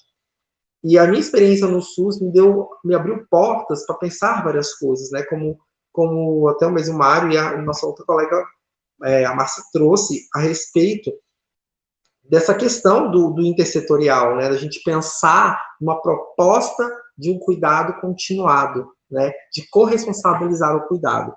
E, assim, esse tempo de experiência que eu tive, a gente pegou muitos casos, assim, da psicologia lá dentro, muito voltados à questão de casos mais graves e agudos, né? E hoje, realmente, a questão do suicídio virou uma grande questão a se falar, né? E, na realidade de Palmas, realmente, a gente via realmente os pacientes chegando nas últimas para acompanhamento, né? Então, era na época 3 psicólogos e eu na residência para dar conta das demandas, tipo, mais de 300 pessoas em um dos centros de saúde. Então, a gente tinha que ter todo esse manejo de como poder esgotar essa necessidade dentro do SUS, né? E nas experiências que eu fui tendo dentro da formação em serviço para a residência, um ponto que é essencial a pessoa que está indo ali, ela não é só a pessoa que está indo para uma consulta com um psicólogo. Ela vai ali porque ela tem uma realidade que precisa ser entendida e saber como a saúde pode atuar nesse campo, né? Então, assim, a gente analisa vários setores, várias situações que podem às vezes, realmente prejudicar o trabalho do profissional que vai entrar na saúde mental como uma ferramenta de auxílio, né, desse cuidado continuado, né? Então, assim, quando eu entrei na residência, eu vi, assim, muito a questão da necessidade de atendimento ambulatorial, e quando se falava numa questão de um cuidado continuado, eles falam, não, para que um CAPS para ele? Porque o paciente, ele tem que ter um cuidado ambulatorial, ele precisa de terapia. Eu falo assim, mas ele precisa de acompanhamento pela rede inteira, esse paciente às vezes passa necessidade, eu não vou poder sanar essa necessidade dele, de fome, de comida, então ele tem outras necessidades. Quando a gente entra no SUS, a gente tem um sujeito que ele é cheio de variabilidade de necessidades, né, que a gente estudou muito, que são os determinantes. Então, um sujeito que está ali vindo à unidade básica, ele, às vezes, é um sujeito, uma pessoa que ela tem uma necessidade não só da sua saúde mental básica, mas o sujeito, às vezes, está desempregado, não tem condições financeiras, às vezes, de pegar um ônibus, está vindo à unidade de saúde. Então, a gente tem que pensar, eu colocando minhas experiências, como essenciais. Vão ter pessoas que vão chegar que elas não vão saber ler. Então, tem que ter uma abordagem diferenciada com essas pessoas. Então, a minha experiência que eu tenho no CAPS na Unidade Básica de Saúde foi exatamente também trazer essa questão de uma integralidade do cuidado voltada uma questão de trazer os profissionais da saúde para esse olhar, né? De não olhar para o paciente só com um sintoma, não só com um quadro diagnóstico, mas olhar um sujeito ali, né? O que às vezes chegou esse sujeito levar a essa situação, né? Então, casos e casos que chegavam e a gente dá conta dessa situação, né? E, realmente, uma coisa que, na minha experiência que eu peguei muito foi a fragmentação do cuidado, que falava assim, não, isso aqui é a psicologia que tem que tomar conta, não, isso aqui é a fisioterapia que tem que dar conta, que é a nutrição que tem que dar conta. Só que não esqueceram de um mínimo detalhe, né? Que o sujeito ele é permeado por tudo. E eu, não só como psicólogo, como profissional da saúde, eu também tenho responsabilidade sobre esse sujeito que está presente, chegando ao meu cuidado ou aos demais cuidados, né? Porque, como nosso colega falou, a atenção básica é a porta de entrada, né? Então, como é que eu vou receber esse sujeito que está chegando, né? Então, assim, uma coisa que eu percebi muito na minha primeira experiência, né, na atenção básica, foi essa questão da questão do matriciamento, sobre o que é a rede de saúde mental, de rede de atenção psicossocial, né, que é necessário para a gente poder conhecer para onde o paciente o usuário do SUS pode caminhar em relação ao seu cuidado. Então, assim, eu tenho múltiplas experiências, né? Então, a gente entender que o usuário do SUS, ele pode ser, não só o cuidado ambulatorial, ele é essencial, mas demais cuidados são importantes para que esse sujeito ele possa ter um cuidado maior sobre a sua vida, né? Que ele se torne responsável também pelo seu cuidado, né? Se ele não tomar os cuidados específicos, ele pode caminhar assim, com um adoecimento mais crônico, um adoecimento mais, vamos dizer, um adoecimento mais agudo, né? Então, a gente tem que tomar esse cuidado, né? A gente que é profissional. E essa fragmentação do cuidado foi uma coisa que eu andei percebendo muito, mas com o tempo, com a minha atuação como profissional, e que entender que meu cuidado vai para além da psicologia, eu fui entendendo que esse sujeito, ele vai permeando um cuidado, vai começar a se cuidar, começa a se pensar em emancipação desse sujeito, né? emancipá-lo é o que ele também ser responsável, não só a unidade básica. A unidade básica, ela está cuidando, mas também outros setores. O CAPS também tem que cuidar, também tem que cuidar, mas sem deixar a assistência da atenção básica cair ali daquele sujeito. Então, ele sai bem, o sujeito, se a gente vê para a prática, funciona, mas nem todo caso funciona, né? Às vezes a gente fica tanto preso às mecânicas de trabalho, como o nosso colega trouxe, a gente esquece que a gente está perdendo a parte de humanização do sujeito que está ali dentro do SUS, né? Então, às vezes é realmente triste a realidade de você ouvir de profissionais dentro da saúde não querendo assim, não quero participar disso, né?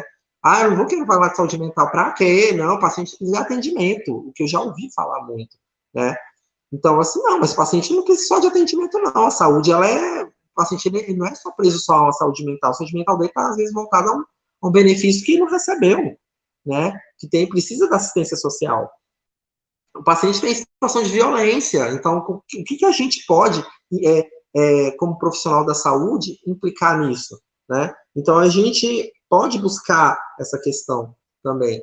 Então, assim, essa experiência minha que eu tive nesses 2 centros de saúde mostrou claramente que a gente precisa de um trabalho integrado, né? Quando a gente tem um trabalho do médico, do enfermeiro, do odontólogo, do psicólogo, do fisioterapeuta, do nutricionista, como uma equipe, né? A gente pensa que esse sujeito ele não vai ficar perdido no sistema único de saúde, ele não vai ficar perdido, ele não vai ficar desassistido.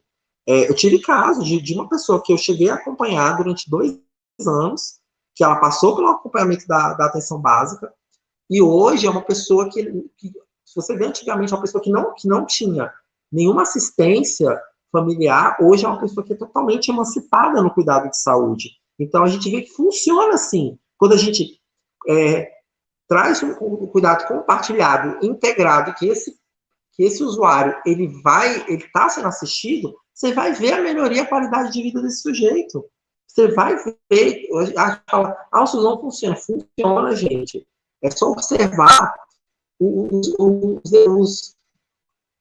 mínimos efeitos que isso vai trazendo para o usuário. Então, assim, poxa, você vê um paciente, esse paciente não tinha assistência no CAPS, estava tendo crises dentro do atendimento, do próprio atendimento ambulatorial, e chegou um ponto que você, não, eu tenho que montar um plano terapêutico para esse paciente, junto com a equipe, para que esse paciente tenha um acompanhamento integralizado, né? E aí, foi o quê? Uma comunicação com a família, uma comunicação com o próprio paciente, uma comunicação com os profissionais, e entender que esse paciente precisa do cuidado, né? De que se todos não atuarem, fica nessa situação, né? O cuidado fragmentado, ele faz perder o sujeito ali, perde o sujeito no seu sentido mais amplo, né? Em Palmas, a gente tinha a predisposição de um CAPS 2 e um CAPS AD3, né? Um na região central, que era a parte sul, e na parte central-sul da capital, e o CAPS AD3, que era na região norte. Então, eram feitas essas reuniões para que a gente pudesse ter essa articulação de como lidar com esse paciente de saúde mental grave, de saúde mental grave, né? E no final da residência, a gente também tinha os residentes de saúde mental que buscavam essa articulação da equipe para trabalhar questões de abordagem com os pacientes de saúde mental aguda ou grave, para que isso seja uma comunicação única entre todas as equipes da unidade básica. Então, assim, é importante, sim, a questão de uma articulação intersetorial, né? Uma articulação multiprofissional e para fora da unidade básica, para a união para o trabalho em rede, né? O trabalho em rede envolve isso, né? Não só o acompanhamento lá dentro, mas o acompanhamento educacional de uma criança que tem um quadro de saúde mental grave, o acompanhamento da assistência social, ver que situações, se essa criança não passa por, tipo, uma situação de uma vulnerabilidade pelo quadro de saúde mental. E por aí vai, a educação, como minimizar isso, né? A unidade básica garante cuidado e assistência à família dessa pessoa. Então, a gente permitir esse tipo de cuidado, né? E a gente pensar nessa situação. E interessante, como a gente, profissional de saúde, a gente entra na saúde, entender que determinante é importante, sim, né? Ele é importante sim, porque ali o sujeito vai chegar e tem um determinante que está afetado, né? E é importante a gente entender essa lógica, né? Infelizmente, não podemos acolher todo mundo, mas a gente tem o máximo de cuidado com essas pessoas que estão vindo até a gente, ser humano, né? E a gente sai da nossa caixinha da psicologia como profissional de saúde. Então, quando eu falo que eu sou formado em psicologia, eu sou formado em psicologia, mas quando eu trabalho na saúde, eu sou um profissional da saúde, né? E vai para além. Eu também trabalho aqui, indo agora para meu trabalho atual. Eu trabalho na região de Tocantins, que é aqui no Tocantins, que é uma região bem menor, na faixa de mais ou menos 7 mil habitantes, e que, se você for analisar, é uma população de 90% a 100% SUS dependente, né? E é uma população que é participante das atividades que forem instauradas, de educação e saúde, de práticas integrativas, de todo tipo de atividade que possa promover a saúde. Então, foi uma cidade que eu vi realmente, mesmo pelo tamanho dela e pelo pouco de população que tem, um quantitativo de população menor, às vezes, de Palmas, por exemplo, a gente percebe uma atuação maior, né? Então, a gente vê uma população envolvida, né? Às vezes, nos outros lugares que eu trabalhei, não via tanta população envolvida pelo envolvimento com o SUS, né? Então, essa intimidade com o SUS, às vezes, né? E a gente começa a envolver a população, e você vê a população atuante, você vê uma população compreensiva, uma população mais simples, mais humilde, e você vê como eles se sentem tão agradecidos nesse processo de envolvimento com cuidado com a saúde mental, né? Você vê que é importante, sim, trabalhar a saúde mental com essa população e não menosprezar esse cuidado, porque é um cuidado essencial, né? Sem saúde mental você não trabalha, você não vai à escola, você não vai ter essa assistência, né? E onde eu trabalho, você vê os casos mais moderados, mais leves, a alguns casos que são mais graves. Mas isso dá para ter um manejo, né? Que até mesmo na unidade que eu trabalho hoje, tem um técnico de referência que tem essa comunicação, e é uma comunicação muito boa, né? Na minha cidade não está tendo, atualmente, um CAPS ou um CAPS AD para essa questão. A gente conta com CAPS de Miracema, mas temos um técnico que ele ajuda nessa comunicação. E a gente vê o paciente bem cuidado, bem assistenciado, né? E o cuidado que temos que ter na experiência como profissional, como eu tenho como profissional de saúde, a gente não mecanizar o nosso trabalho, né? A gente buscar uma articulação do cuidado continuado, a gente ter um cuidado corresponsável e integral desse paciente, para que ele se emancipe, se torne independente e saber que tudo que ele vive para que ele possa, quando ele chegar para a assistência da atenção básica, ele chegar bem acolhido, bem cuidado, para que ele possa ir para os outros setores e o cuidado com a atenção básica, que ele continue e possa se desenvolver bem, né? Essa experiência que eu tive com essa pessoa que eu atendi foi uma experiência exitosa no cuidado continuado, né? E às vezes a gente espera muito um grande desafio que eu percebo na atenção básica às vezes, essa visão medicalocêntrica, né, que ainda está um pouco presente, né? Eu acho que não só no Tocantins, mas eu acredito que em outros estados, acho que até no Brasil, ainda tem um pouco essa visão, não desconsiderando o trabalho dos médicos, como de médicos de excelência, levantando a bandeira da saúde mental, que eu acho que é essencial, né? E enfim, eu, por exemplo, aqui eu também trabalho, como eu trabalhei nos outros espaços de trabalho, eu trabalhei muito com as práticas integrativas, e eu vejo a importância deles como um trabalho complementar ao cuidado em saúde mental. Se vocês verem os resultados, ou até mesmo que eu fiz com trabalhadores de saúde, eu percebo a qualidade de vida como melhorou, né? Então, a gente entender que o cuidado não só está no cuidado ambulatorial, a gente tem que entender também que o sujeito, ele vem ali com vários setores ali que são afetados. Então, quando a gente trabalha a atenção básica, a gente tem que entender o sujeito como um todo, tudo aquilo que está ao redor dele, que afeta a saúde mental dele. Então, você vê que, independente do tamanho, por exemplo, aqui a gente só tem uma unidade básica de saúde, né, para atender a população, né? E eu atendo também na zona rural, então, uma população que, querendo ou não, aí lá é uma população mais SUS dependente ainda, são 100% de população SUS dependente, e que precisam do acompanhamento profissional, mas ao mesmo tempo que eles possam seguir a vida, o trabalho da gente da psicologia dentro da atenção básica é exatamente emancipar esse sujeito para que ele possa criar recursos para poder lidar com a sua saúde mental com qualidade, né? Então, assim, o serviço de psicologia, ele abrange essa situação do ambulatorial, mas também ele vem com o âmbito de promover espaços de conversa sobre saúde para que os sujeitos que estão envolvidos ali, eles possam se tornar abertos a cuidar da sua própria saúde, que cuidar da saúde mental é tão sim importante quanto cuidar da saúde física. Perdão, a gente precisa ir encaminhando, tá bom? Para o finalzinho da sua fala. Já encerrei, tá? E agradecer a equipe por estar me dando essa oportunidade de estar falando sobre a vivência do SUS da maneira mais profunda e gostosa, porque trabalhar com o SUS é isso, é desafios que vêm em frente.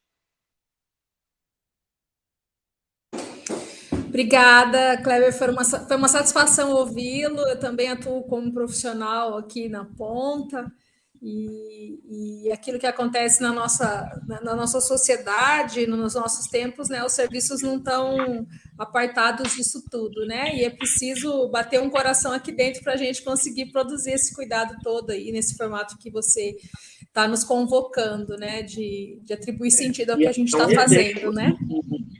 E Daiane, é uma coisa bem interessante, porque uma cidade pequena, ela consegue, ela busca se adaptar ao máximo que pode, isso é bom porque há uma comunicação da equipe, há toda essa articulação interprofissional e multiprofissional, então Sim. Você vê que o paciente ali, ele vai ser bem assistido, né? E ele vai sair feliz daqui dizendo assim, não, o SUS funciona, né? E a saúde mental minha é importante sim, né? Então, a frase que eu deixo de impacto é: o nosso SUS cuidamos e a nossa saúde mental é importante, sim. Sim, tá bom, Kleber, muito obrigada pelas suas contribuições também, muito valiosas, tá bom? E vamos passar para as perguntas, então.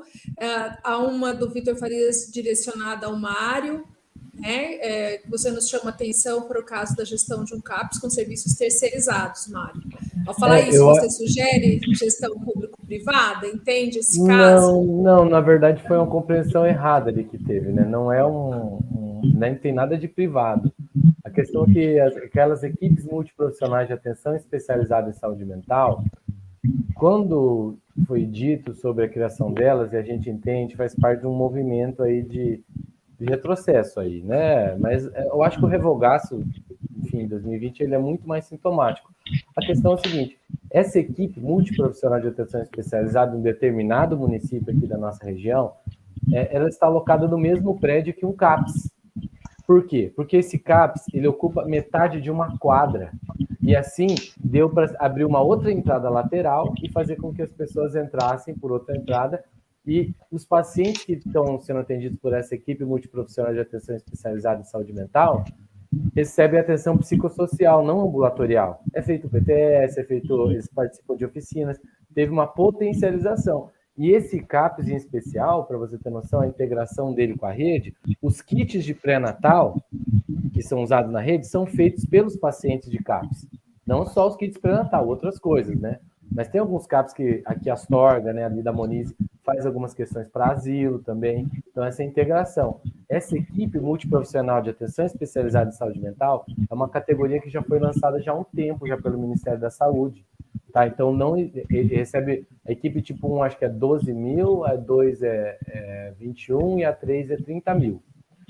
Né? A questão é que na equipe tipo 1, você pode colocar um médico com especialidade em saúde mental, que eu vou te falar, eu prefiro muito mais que o psiquiatra, desculpa os psiquiatras, tem ótimos psiquiatras, igual o colega falou, mas alguns deles receitam ainda muito benzodiazepínico, principalmente de uso curto, aqueles que em 2 ou 4 semanas você tem que desmamar, aí o cara toma 4, 10 anos aquele medicamento, aí aparece num serviço cheio de comportamentos estereotipados, tique, pensamento confuso, aí você vai ver a medicação, ele está renovando há anos na UBS um benzodiazepínico de uso curto ainda, né? O que é pior, de uso curto. Com 4 semanas devia estar fazendo desmame. Então, assim, o que eu estou falando de usar a equipe é o seguinte: eu acredito que a história é como uma onda. Então a gente evoluiu um tanto, e a gente está no retrocesso, a gente vai ter que segurar esse retrocesso. E um jeito de segurar esse retrocesso é inovando. Essas equipes de saúde mental que atuam de maneira psicossocial são uma inovação, porque quem decide a execução é o município, é a gestão que decide. Igual, né, o Kleber, Kleber, né? O Kleber lembrou muito bem, ele falou ali que essa questão de o trabalho integrado, né? Eu acho que o trabalho integrado não só entre profissionais, mas entre serviços, porque senão vira um capsulocentrismo. A gente troca daí o manicômio por um capsulocentrismo, o que acaba gerando uma suboferta, porque o CAPS não consegue oferecer oferta porque fez uma demanda gigante. Então, hoje tem uma demanda do CAPS que não é de CAPS. O CAPS tem que atender coisa que ele não foi montada. Isso daí que o Altieri já explicou para a gente lá no CRP. CAPS AD e CAPS I é um puxadinho. Eu conheço vários CAPS I, a gente trabalha com alguns, né, aqui na nossa região T. CAPS AD também tem, né, mas o que eu estou falando é que a política foi montada para pessoas com psicose, esquizofrenia, bipolaridade, enfim, não foi montado para um adicto. Então, a terapêutica é outra. Tá, Mário, a gente tem um tempinho, me desculpe, tá bom? Tem uma questão de... Eu queria até botar um adendo aqui na fala do Mário, e é entender que o CAPS, a gente tem que sair daquela visão que tanto o UBS como o CAPS não é uma UPA. Né? A gente tem que sair também desse conceito também, né? Que infelizmente a gente precisa dessa situação. E assim, a questão do CAPS, realmente, a gente tem que saber que a função do CAPS é a função do CAPS, é uma assistência psicossocial, né? É caso de saúde mental grave, né? Então, assim, em casos que há grau de ansiedade que você vai trabalhar, que você pode trabalhar na atenção básica, você vai jogar para o CAPS, e que é caso que realmente o CAPS tem que acompanhar, que é um caso de despersonalização, você pode levar.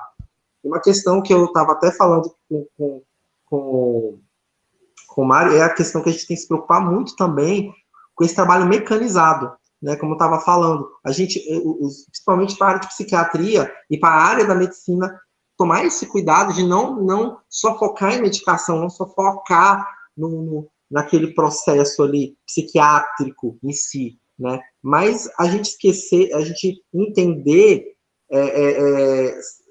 olhar para o que eu já vi te falado, de paciente que reclamava da assistência do CAPS, né? Pela questão até do manejo do profissional, a gente esquece a humanização desse sujeito, a gente buscou tanto essa humanização para chegar lá no ponto, nessa assistência, na assistência do CAPS e quebrar isso. Então, a gente tem que tomar esse cuidado mesmo. Nós, profissionais, temos que tomar cuidado, e o profissional que vai receber esse paciente que está em estado de saúde mental grave tem que tomar esse cuidado. Porque se ali você está perdendo uma pessoa na rede ali. E aí não integraliza. E aí faz o quê? O paciente ele vai ficar só no centro de saúde porque não quer voltar naquele profissional. Então, a gente tem que capacitar mesmo os profissionais com uma situação mais humana. Cada situação é uma situação diferente. Né? Então, é só isso que eu queria colocar na fala do Mário também. Espero ter contribuído. Obrigada. Eu estou com a inglória tarefa de limitar o tempo de fala de vocês, me perdoem, tá? Mas a gente precisa avançar no evento também, né? E é tanta coisa importante para falar, a gente até entende. Márcia, tem uma pergunta direcionada a você. Como está a relação da UBS com os CAPs na sua região? Como funcionam as unidades de referência para atenção primária, que você mencionou? Se você pudesse um pouco breve nas suas respostas, Márcia, tá bom? A gente agradece. Obrigada. Só faz a pergunta de novo, porque eu não entendi muito bem. Como seria? Como é que da UBS com os CAPs e a unidade de referência da atenção primária, não é isso? Pois é, a gente aqui em Tocantins, a gente não tem um CAPs específico, né? Tudo é referenciado a Miracema do Tocantins, né? Então, assim, a questão de estrutura, há questões assim, eu estou aqui trabalhando há um mês, então, assim, não vou conseguir fazer diagnóstico territorial preciso a respeito do serviço, mas, assim, o serviço, ele é referenciado a Miracema, né, ambulatório, hospital geral, essas coisas, vai tudo para Miracema, né, então, aqui, ó,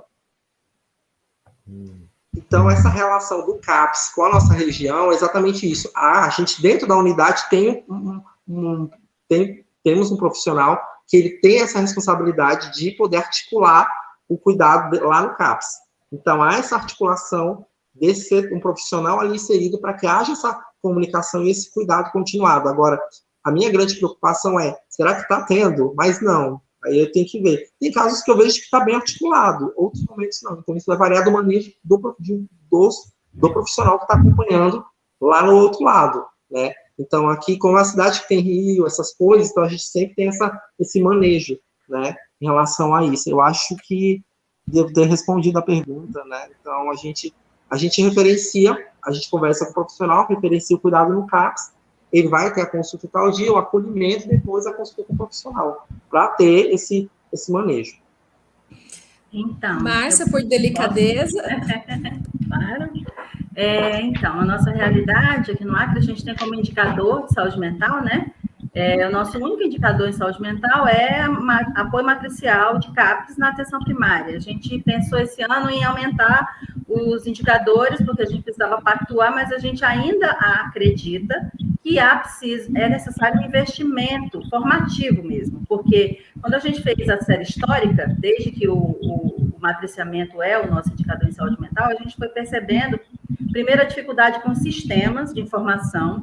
Então, os CAPs não informavam as suas produções dentro do próprio sistema CAPS. Ele mandava para as secretarias e as secretarias encaminhavam. Então, a gente perdia muita informação nesse ponto. E aí, a gente também tem a rotatividade grande dos profissionais, tanto dos CAPs, quando muda a gestão municipal, muda os profissionais do CAPS. Quando muda a gestão municipal, os profissionais de atenção básica também. Então, é uma educação continuada. Então, a gente investiu bastante nesse estreitamento.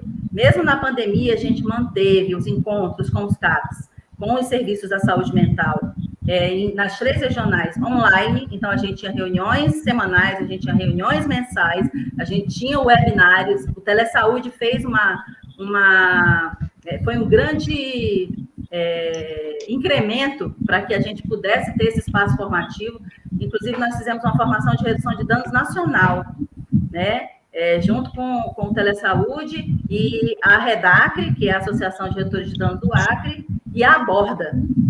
Então, a gente foi fazendo esse processo formativo para que essa relação pudesse se estabelecer de forma contínua, porque a responsabilidade também do cuidado da atenção básica é fundamental para que esse usuário ele não seja de CAPS, porque o usuário é da rede, o usuário é do SUS, as pessoas estão nos territórios e é no território que tem a efervescência, é lá que tem a vida pulsante. Então, o ACS sabe como esse usuário está, se está tomando medicação, se ele está fazendo só essa troca de receita, como o Mário citou, que a gente tem muito caso, né, de uso contínuo de medicações que deveriam ser medicações apenas complementares de tratamento, e hoje são medicamentos que essas pessoas usam indiscriminadamente, né, só trocando receita.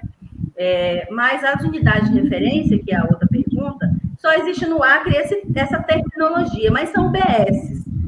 URAP, eles chamam aqui em Rio Branco, né? Nos outros municípios é UBS.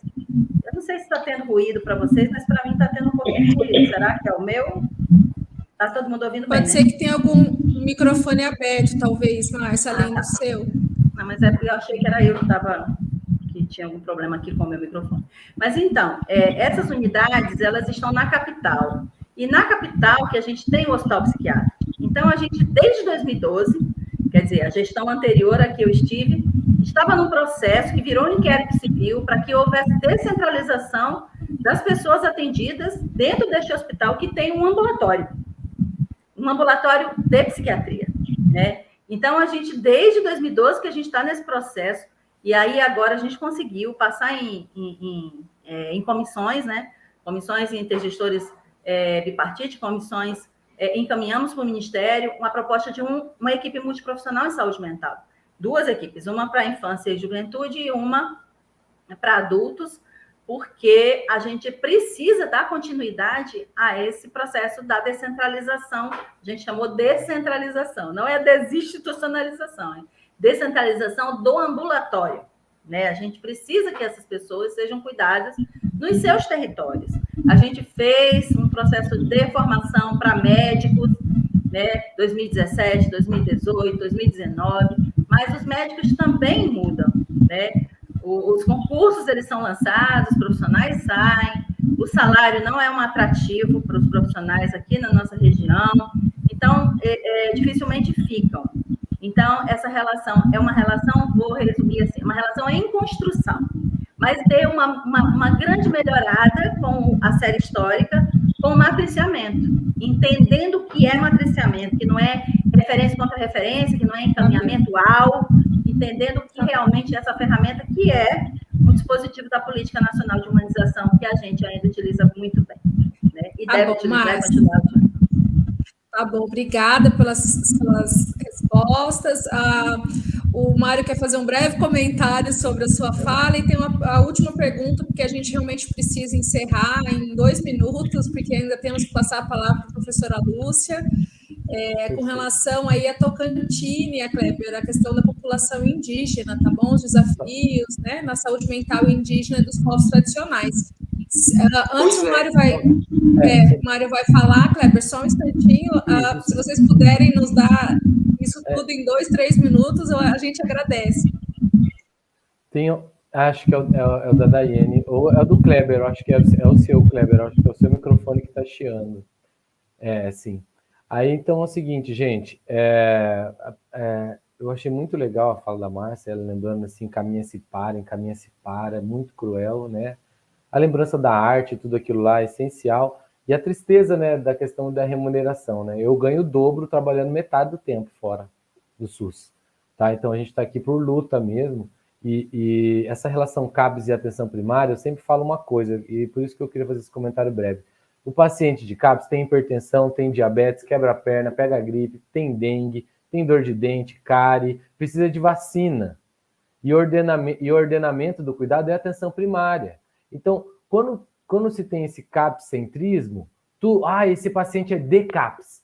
Não, ele é paciente do SUS. Ele é um cidadão do município. Então, nesse ponto de vista, é só você perceber quem que foram os últimos a serem vacinados. Foram os pacientes de CAPS. Porque não está ligado à atenção primária em muitos locais. Então, a gente teve que lançar um aviso para ir fazer busca para achar esses pacientes e dar a vacina, porque eles não estavam saindo de casa. Então, é só esse meu comentário. O paciente de CAPS não é de CAPS. O paciente é do SUS. Ele pega gripe, ele quebra a perna, ele tem dengue, tem dor de dente e ele precisa ser atendido no SUS. E a importância do ACS é muito grande. A gente tem um instrumento aqui tentando desenvolver no Paraná, que é o instrumento de rastreio do ACS. Mas é só esse comentário mesmo. Tá? Obrigado. Obrigada, Mário. Kleber, se você puder dar o retorno ali para a Débora com relação à saúde mental, tá bom? Da população indígena e dos povos tradicionais. Pois é, a gente aqui em Tocantins, são 2 psicólogos que a gente tem na realidade, né?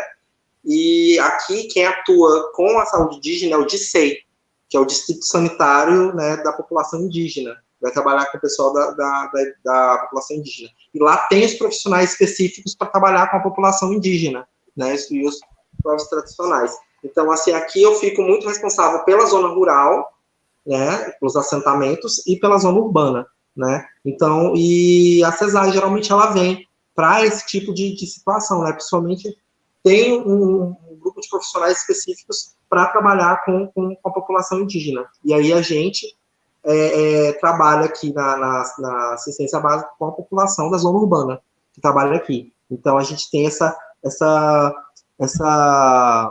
diferença, essa questão da diferença, e sim, as populações aqui, elas têm acesso à saúde, ao centro de saúde, à vacinação, todos aqui têm, né? Então, aqui em Tocantins, eu vejo um grande movimento da população indígena dentro de saúde, sempre cuidando da própria saúde, da saúde mental, né? Então, eu acho bem interessante. Quando eu entrei aqui, eu achei muito surpreendente como uma cidade com pouca população consegue trazer esse tipo de contribuição tão rica no cuidado em saúde, na atenção primária em saúde. Tá bom, muito obrigada. Agradecemos a vocês 3 pelas contribuições e por tudo que vocês trouxeram para a gente de pontos para reflexão e para mobilização. hoje, né? Agradecemos a cada participante pela presença, agradecemos pelas perguntas que foram feitas ao longo dos 3 encontros, por tudo que pôde ser debatido a partir disso. E a partir de agora, então, também, com bastante satisfação, a gente passa a palavra para a professora Maria Lúcia Boarini, para ela conduzir o encerramento do nosso evento, né? Lembrando que vocês precisam preencher a avaliação para fins de certificação, que se encontra no chat, que esse certificado, para aqueles que alcançaram 75% de presença, será enviado por e-mail em até 30 dias. Tá bom? Professora Maria Lúcia, por gentileza. Então, vamos lá. Boa tarde a todos que nos acompanham. Bem, não há como iniciar esta prosa sem agradecer à professora Juliana, sua equipe e as universidades e órgãos públicos que legitimaram tão importante parceria, quer seja na forma de organização e realização do evento, quer seja por meio de nossos ilustres convidados, a quem muito agradecemos. A todos agradecemos pela parceria, ingrediente necessário para o fortalecimento da luta antimanicomial. A propósito, eu aproveito esse momento para lembrar que amanhã, dia 18 de maio, comemoramos o Dia Nacional da Luta Antimanicomial. Nesse sentido, quero relembrar que esta data foi gerada a partir de um movimento social que ganhou força em 1987, por ocasião do declínio da ditadura militar. Essa aí que, infelizmente, todo mundo está pedindo de volta. Não, jamais. Quando a sociedade liberou-se de suas algemas e mordaças. Estou me referindo à ditadura militar. Neste contexto, vamos ter diversas manifestações nos mais variados setores, cujos resultados tivemos no campo da saúde a criação do nosso inigualável Sistema Único de Saúde e o controle social, criados em 1990. O movimento social, que atualmente denominamos de reforma psiquiátrica ou luta antimanicomial, tinha e tem como objetivo principal o fim da segregação da loucura, das instituições manicomiais e a criação de serviços abertos.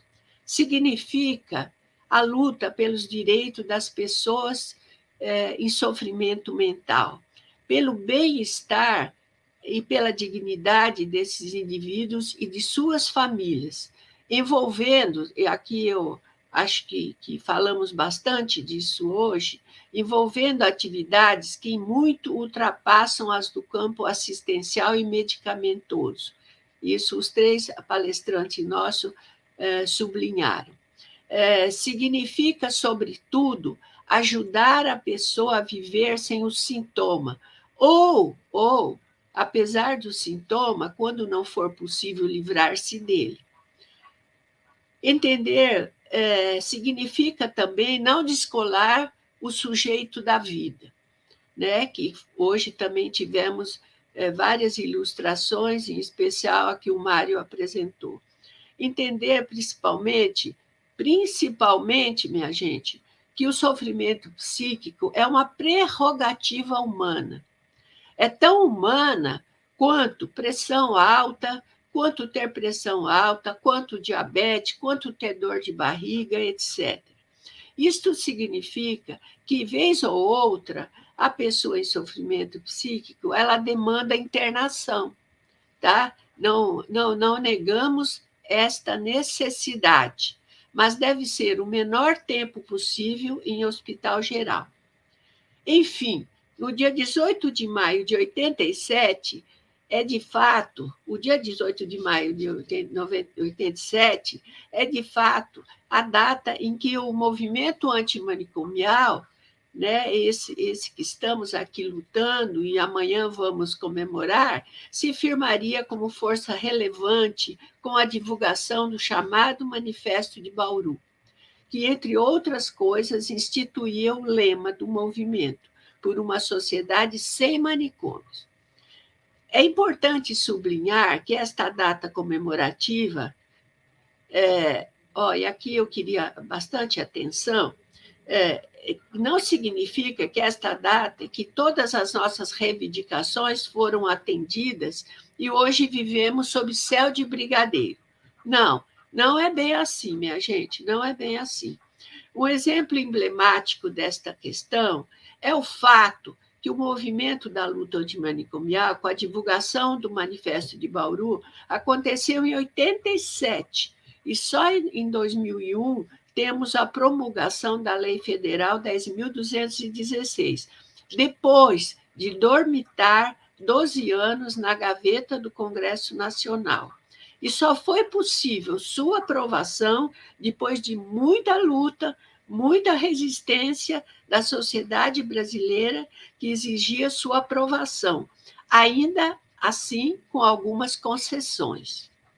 Estou querendo dizer que esta lei federal é uma conquista da qual podemos nos orgulhar, sem dúvida, sem dúvida. Ninguém está questionando isso. Entretanto, a legislação não tem vida própria. O viver não é evolutivo. Ou seja, estou querendo dizer que os avanços não vão ocorrendo naturalmente.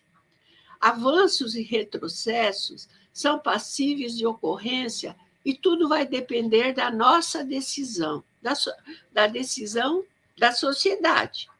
A luta é permanente, é próprio da vida. E como diria o indigenista Gonçalves Dias, que eu gosto muito de repetir, a vida é luta, abre aspas, a vida é luta renhida, viver é lutar. Aos fracos abate e aos fracos abate, e aos fortes só pode exaltar, etc. Daí, minha gente, não há o que estranhar quando assistimos atualmente retrocessos que acontecem, dentre outros tantos outros, acontecem também no campo da saúde mental. Retrocessos que subvertem o espírito da Lei 10.216, fruto de muita luta e de muita resistência e de muita vida perdida dentro de hospitais psiquiátricos. A literatura é rica nessa documentação. E como exemplo de retrocessos que vivemos atualmente, temos a integração dos hospitais psiquiátricos na rede de atenção psicossocial, que é a resolução que a Márcia passou para nós, a resolução 32. Temos a afirmação, abre aspas, que não há serviço substitutivo, fecha aspas. O que acontece, o que acena, né? Dizendo que não tem serviço substitutivo, acena para o retorno da psiquiatria biológica, etc. Ver a nota técnica 10, número 11, aliás.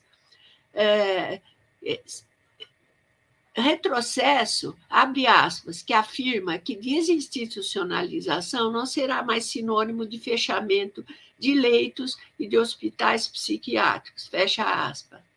Retrocessos que a gente vê no financiamento de comunidades terapêuticas e hospitais psiquiátricos, agora financiados pelo Ministério da Cidadania, onde a gente não vai ter o controle social, o SUS não tem como controlar. Enfim, são inúmeros os exemplos. Vivemos, de fato, um esvaziamento da saúde mental capitaneada pelo Ministério da Saúde. Não obstante as conquistas materializadas após tantas décadas de luta. Enfim, para finalizar, estou querendo dizer que retrocessos existem. O retrocesso que hoje vivemos não é o primeiro. Não é o primeiro, minha gente. Eu já citei um muito importante, né? Que ficou dormitando no Congresso 12 anos a nossa lei. Então, vivemos que não é o primeiro, e a depender da nossa vontade, da nossa luta, da nossa resistência, vai depender de nós. Pode não ser os últimos retrocessos, né? E, neste sentido, a sociedade não deve se distrair. Não devemos nos acomodar no discurso, na narrativa e partir para a ação. E um dos caminhos abertos para a ação é a militância. É resistir ao retrocesso por meio de nossa participação ativa nos conselhos de saúde das 3 esferas. Levar a demanda da saúde mental para os conselhos municipais de saúde. E aí eu faço uma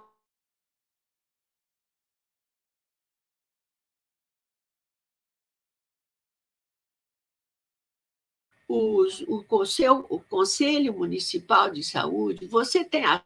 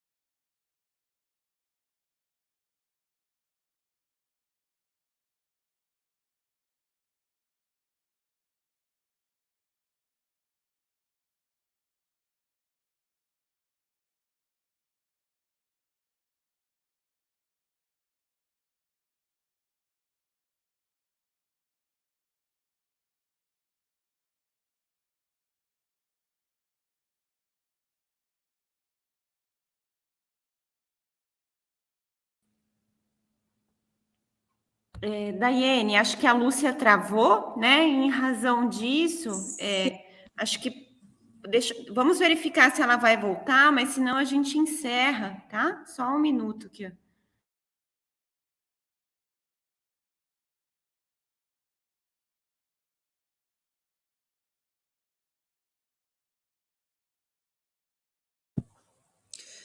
Creio que teve algum problema com a internet, porque ela também não está recebendo mensagem.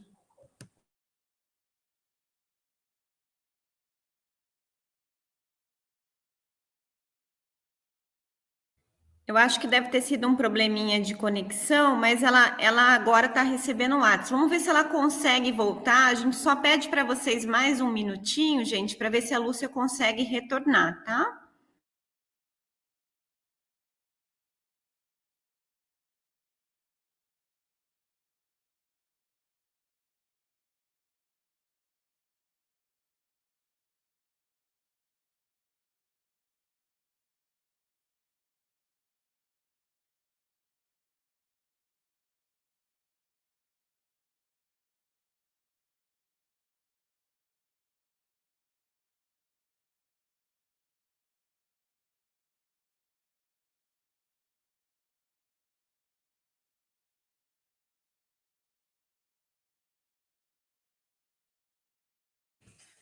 Lúcia deixou um recado que já está entrando novamente, então se a gente puder contar com um instantinho aí da compreensão de vocês e da paciência, a gente já retoma com a fala dela, tá bom?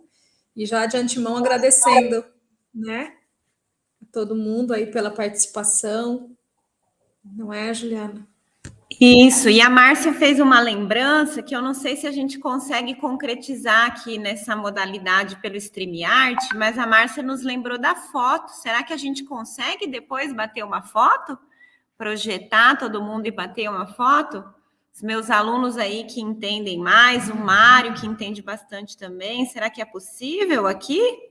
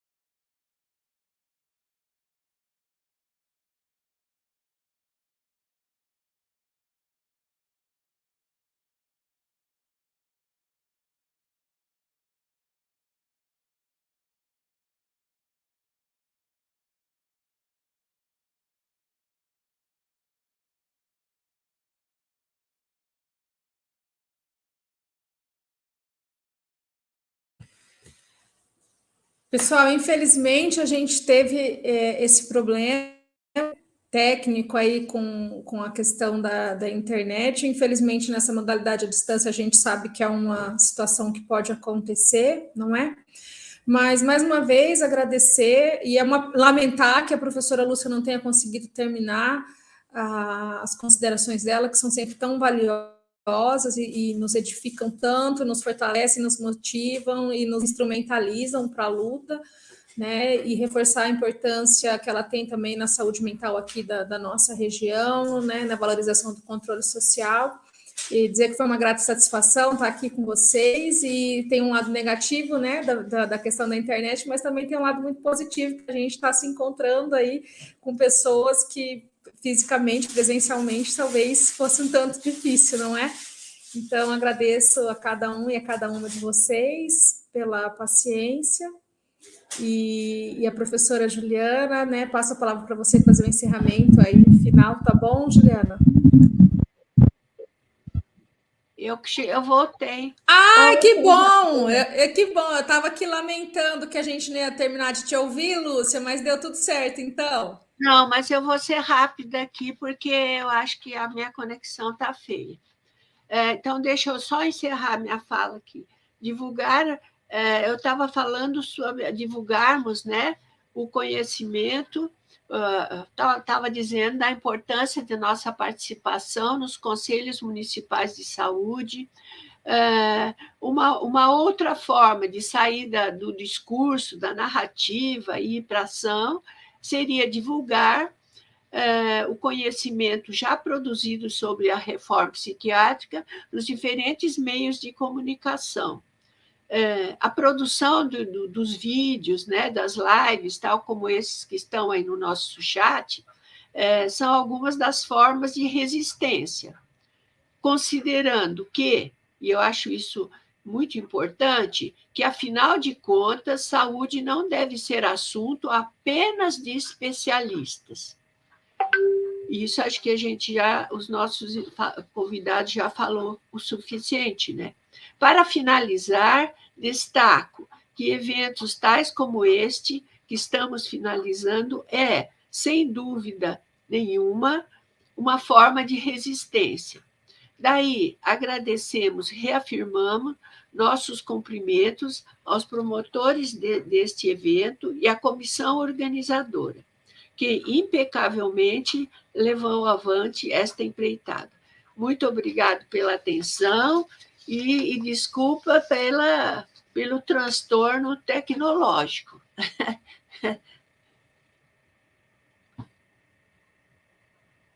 Nós é que agradecemos, Lúcia, por toda essa parceria, e eu queria só que o Matheus colocasse na tela todos os palestrantes, que o Matheus, o Wisney entrasse, para que a gente pudesse fotografar esse momento, né, e a gente registrar.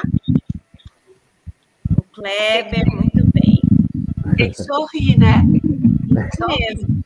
Matheus e Wisney, se vocês conseguirem também entrar, queria muito que vocês estivessem nesse momento. A Débora está lá no chat, não consegue entrar, mas eu queria agradecer imensamente os meus alunos que colaboraram muito para a realização desse evento. E aí pedir para que ou o Wisney ou o Matheus batam essa foto para a gente guardar aí nas nossas lembranças. Obrigado, pessoal. Obrigadão. Valeu. Obrigada, Juliana, mais equipes e convidados. E todos os convidados, né, dos 3 eventos. Né? Muito obrigada, gente. Bom trabalho a todos e todas, e que sigamos aí nessa luta. Até mais. Abraços. Abraço. Isso, abraços.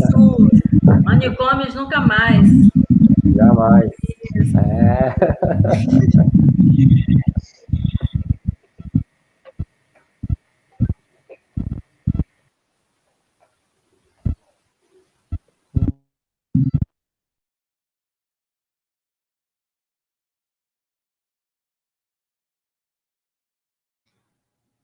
Matheus, você desliga o ao vivo? Acho que ele encerrou a transmissão já. Não está ao vivo ainda.